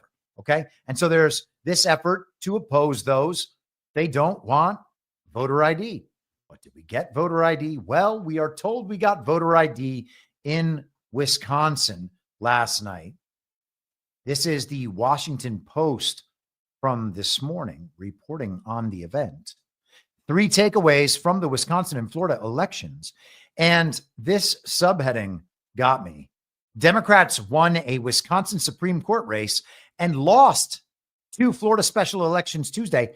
And they lost the whole amendment, the constitutional amendment part of the Wisconsin elections somehow. But the trends are clearly pointing in their direction. So 3 out of the 4 major elections yesterday, fake though they may be, fake though they may be, there we go. The trends are still going toward the Democrats. The first big elections of 2025 were held Tuesday, giving the first major indicator of where the country stands since President Donald Trump's 2024 election win 6 months ago. Wisconsin held a much watched and expensive state Supreme Court race featuring a very heavy dose of Elon Musk, while Florida hosted a pair of special elections for U.S. House seats, including one that looked potentially competitive despite Trump carrying the district by 30 points just 6 months ago. Encouraging signs for Democrats, they say. Let's look at this, though, down here. In Florida, despite Democrats and polls playing up the competitiveness of White House National Security Advisor Michael Waltz's old 6th congressional district, Republican Randy Fine carried it by 14 points. In the 1st congressional district, formerly held by Republican Matt Gaetz, Republican Jimmy Petronis won by a similar 14.6 margin. So these races didn't wind up being anything amounting to close calls, but these are districts that Trump had carried by much larger margins, 30 or more points in each of them. In the end, Democrats overperformed their margins. Given these results, you begin to see why the White House pulled Elise Stefanik's nomination for UN ambassador last week. Her district had favored Trump by 21 points, and these results suggested that a Democrat flip was within the realm of possibility. The numbers look a lot like what they were in early special elections in 2017, when Democrats overperformed by 21 and 15 points in April and May special elections. The Democrats went on to have a good 2018 midterm election. None of it means Democrats are definitely back and primed for big victories in 2025 and 2026. They've done well in an off year and special elections plenty before in the Trump era, and it hasn't always carried through, but these election results are clearly good signs for them, and these weren't the only encouraging results. So blah, blah, blah. The Democrats overperformed despite losing 3 out of 4 fake elections that had national attention. They didn't even mention the ballot measure to make the voter ID law a constitutional amendment, thus making it harder to rescind. And why not? It begins to seem as though the narrative is set in place regardless of what reality emerges. They were going to tell us that the Democrat momentum, that all the momentum was on the Democrat side. All right. James Carville told us in that clip we played on Monday, all the momentum is headed in the Democrat direction. That momentum is going to be proven by the results of the fake elections on Wednesday morning. Everyone will see it. That's not what we see, but that is what they're telling us. Why? Because elections are fake and they are only narrative psyops.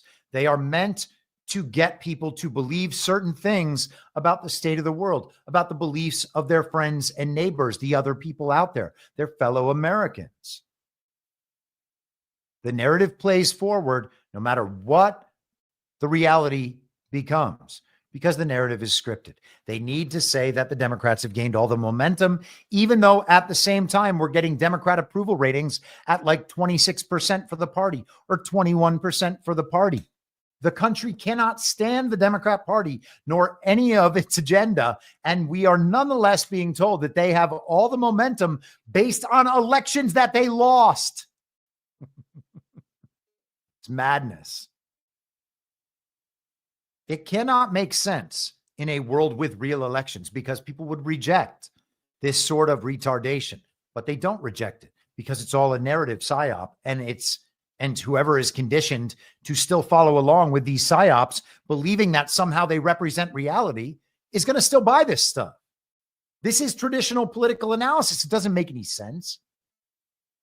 Peter Berniger on X, formerly Twitter, talking about the Wisconsin race. Liberal Susan Crawford did not win the election last night. See how she committed election fraud at the end of this tweet. 2023, Wisconsin. State Supreme Court race, Brown County, Green Bay. Results on the right, 77,000 roughly voted. Note the percentages.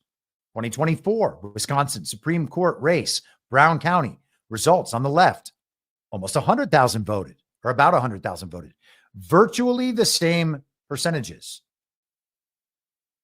And what we have here, 48, and he meant to say 2025 there, not 2024. Brad Schimmel, 48.25%. Susan Crawford, 51.43%. Okay. The other graphic he refers to, Danielle Kelly, the loser, 48.24% rather than 48.25, and 51.53% for the Democrat Janet Lady. 51.53 versus 51.43.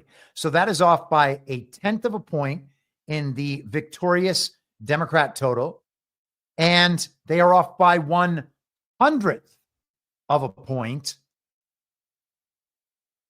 for the losing total, the losing percentage. He says it's almost like an algorithm is running. And of course, an algorithm is running. 62.7% voted for the referendum requiring voter ID to be in the state constitution. Yet liberal Susan Crawford, quote unquote, won, with Democrat politicians only having 21% approval rating nationally. And Crawford outright stated that she would repeal the existing statutory voter ID law passed in 2015. Liberal Susan Crawford committed massive smurfing, i.e., criminal money laundering. A 45-page complaint was filed before the election to the FBI.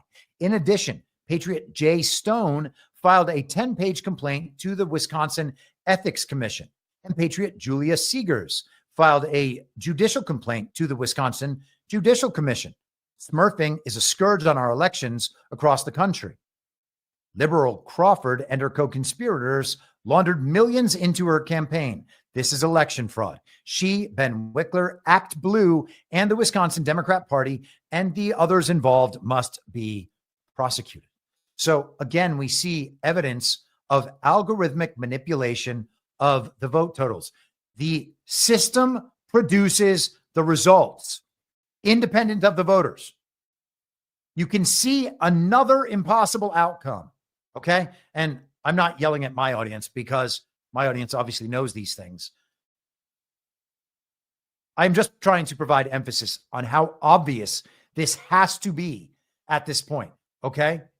People still have doubts about this stuff. Well, you can't provide the hard evidence that says that elections are stolen. This is the hard evidence. If you think that those algorithmically generated totals could match like that 2 years apart, then you're nuts. If you think it's possible that people voted for the liberal Supreme Court judge that says she's going to overturn the decision on voter ID, and also those same people vote for the voter ID to be put in the Constitution, you're nuts. Okay? This is one of those times where you just have to think independently. Is that possible? No, it's not. In North Carolina in 2024, in the fake elections of last fall, that Donald Trump calls fake. Sports has always been something that Americans rally around to come together. They really do. You won the popular vote. You won all the swing states. But still, Kamala Harris got 75 million votes in the country. Well, if you believe the whole thing. Yeah, okay. The Let's just say it is ridiculous. That the election was as it was. Excuse me. The whole thing is ridiculous. Okay? Impossible results. 2024, North Carolina, Mark Robinson became a national figure. People like him. He's a very well-spoken, forcefully spoken guy. Seems like a principled man. I don't know how he is as a person. Donald Trump, the difference between Trump's win in North Carolina and Robinson's loss as a Republican in North Carolina in a statewide race was 1 million votes. 1 million votes. In Arizona, Mark Kelly beat Kerry Lake. The difference between Trump's win in Arizona and the Kerry Lake loss, hundreds of thousands of votes. These results are impossible. And seeing impossible results is all you should need to know. As a responsible, patriotic American who actually cares about having representation in this country, it is totally unpatriotic and irresponsible of us to accept the outcome of these elections. Okay? If you see an impossible result, the response has to be, until that thing is fully reviewed and every single one of those votes is proven legitimate and the outcome is proven legitimate, there is no way in hell I am going to believe in these results. And I will scream it from the rooftops, and I will never comply with anything these people say.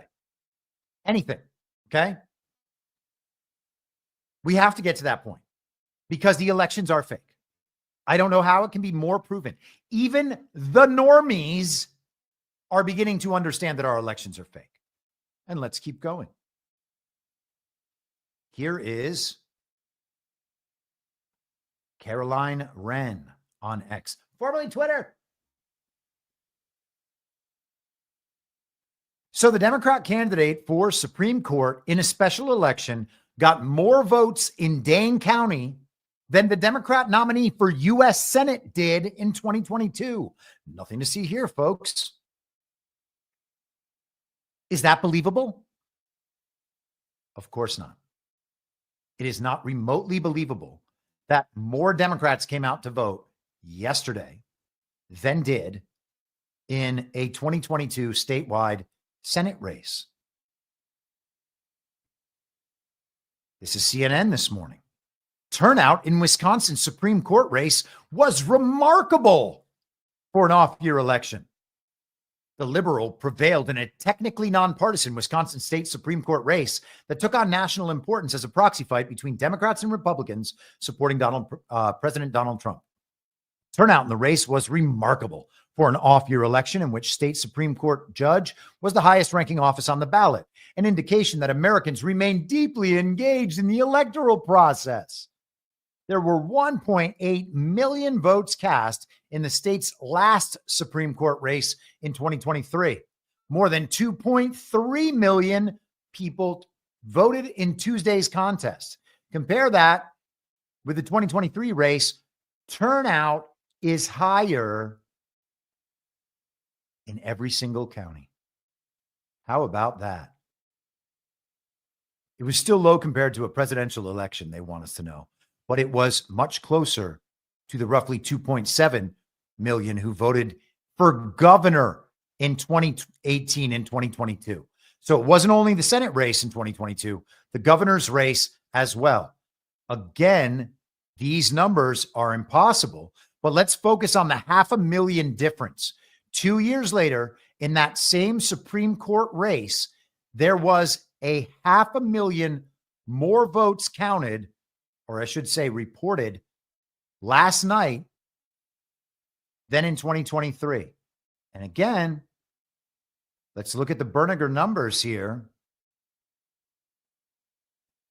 A 500,000 vote difference, and you get the exact same percentages, one down to 1/10 of a point, the other down to 100th of a point. Okay? That's impossible.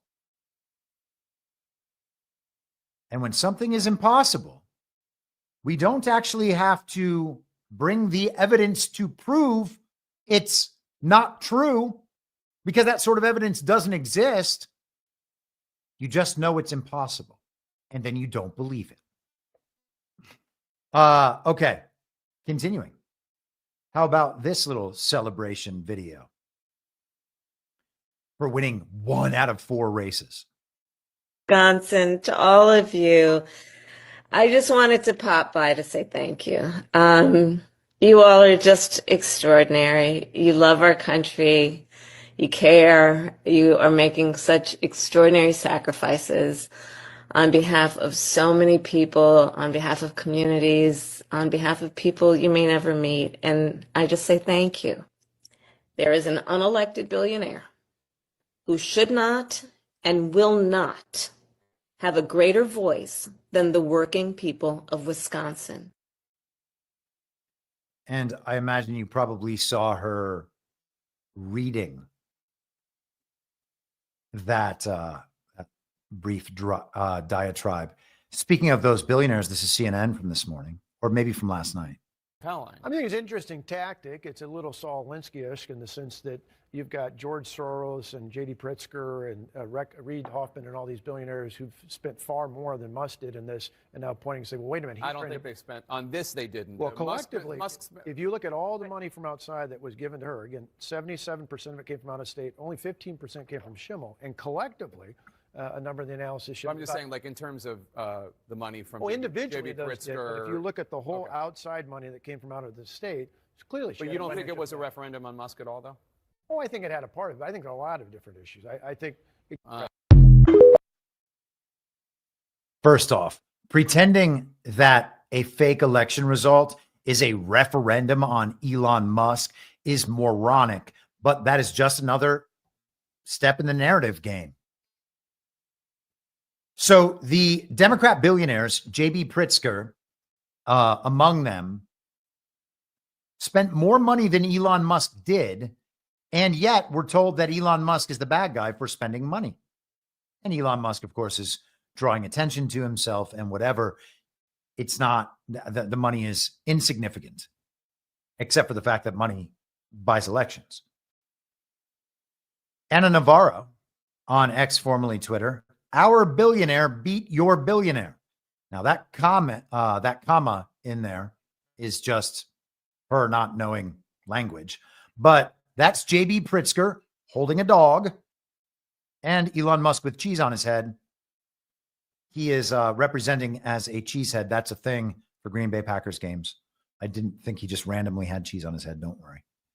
I can just imagine Wisconsin people being like, that's our state hat.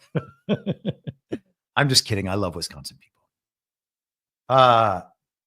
Here's Donald Trump reacting on Truth Social to these elections today. Or last night, I should say. Voter ID just approved in Wisconsin election. Democrats fought hard against this, presumably so they can cheat. This is a big win for Republicans, maybe the biggest win of the night. It should allow us to win Wisconsin, like I just did in the presidential election for many years to come. Well, I suppose it could help them win for many years to come. But that is probably unlikely. They're fake elections, so who knows what that's going to mean. But he's calling attention to that win, a 62.7, I think it was. That's how much they approved that measure by, while also voting for the woman who promises to overturn that measure. Don't think so. That does not make sense. Now let us get to the people who promoted this election the hardest. This is the biggest producer of the raw materials for election fraud that you could ever imagine pretending to be Republican. This is, or at least pretending to be America First or MAGA, etc. He's pretending to be a member of the Republican establishment very well. But this is Scott Presler. He said last night, once a day until November 4th, I'm going to post about the New Jersey gubernatorial election with a bunch of emojis. You can flip the New Jersey governorship from blue to red by voting on Tuesday, November 4th, 2025. Let the game begin. Today is day one. Okay, dude. Whatever. So just moving on, not talking about the election fraud, just moving on. And another note about Presler. This is Matt on Truth Social tagging me in this post and tag some others in another. Text message from Scott Presler takes me to WinRed website to donate to him. Scott Presler, I need help. I'm too busy chasing ballots in Wisconsin to write a catchy text. Please sponsor a ballot chaser. Didn't you get $5 million from Charlie Kirk to be able to do that? You fraud. And speaking of Charlie Kirk, here's Charlie Kirk on X, formerly Twitter. We did a lot in Wisconsin, but we fell short. Well, that's weird. He's talking about the Supreme Court race. Donald Trump said we won. That was the big win, the biggest of the night. Charlie Kirk says we fell short. We must realize and appreciate that we are the low prop party now. The party has been remade. That means low propensity voter. Okay. So the voters come out for Donald Trump, but only Donald Trump. Therefore, when Donald Trump is gone, you can't expect Donald Trump-like elections for Republicans. Special elections and off-cycle elections will continue to be a problem without a change of strategy. We are a party of welders, waiters, and plumbers. We are the party of people who work with their hands, who shower before and after work. Policy is an afterthought for many of our supporters. They have common sense and American values, but they are voters who must be chased. Okay, that's Scott Presler's operation, the ballot chasing, ballot harvesting. They don't call it harvesting because we all know that ballot harvesting is bad, but ballot chasing is just fine. Democrats have become the college indoctrinated, institutionalized, and government dependent high propensity party. They live for politics. It is their religion. Well, Charlie, your entire job is indoctrinating the nation's youth into the religion of the GOP establishment. Such a fraud, such a hypocrite, such a liar. It's unbelievable. If he's not doing a white hat info op, and we have to go through that whole thing again, right? Scott Presler, white hat info op. Charlie Kirk, white hat info op. I get it. If it's not that, and it's this, and the influenceable and influencer-driven information op to create the illusion of consensus, to create the illusion that Charlie Kirk has captured the youth vote and that they're not just rejecting the Democrat Party scam.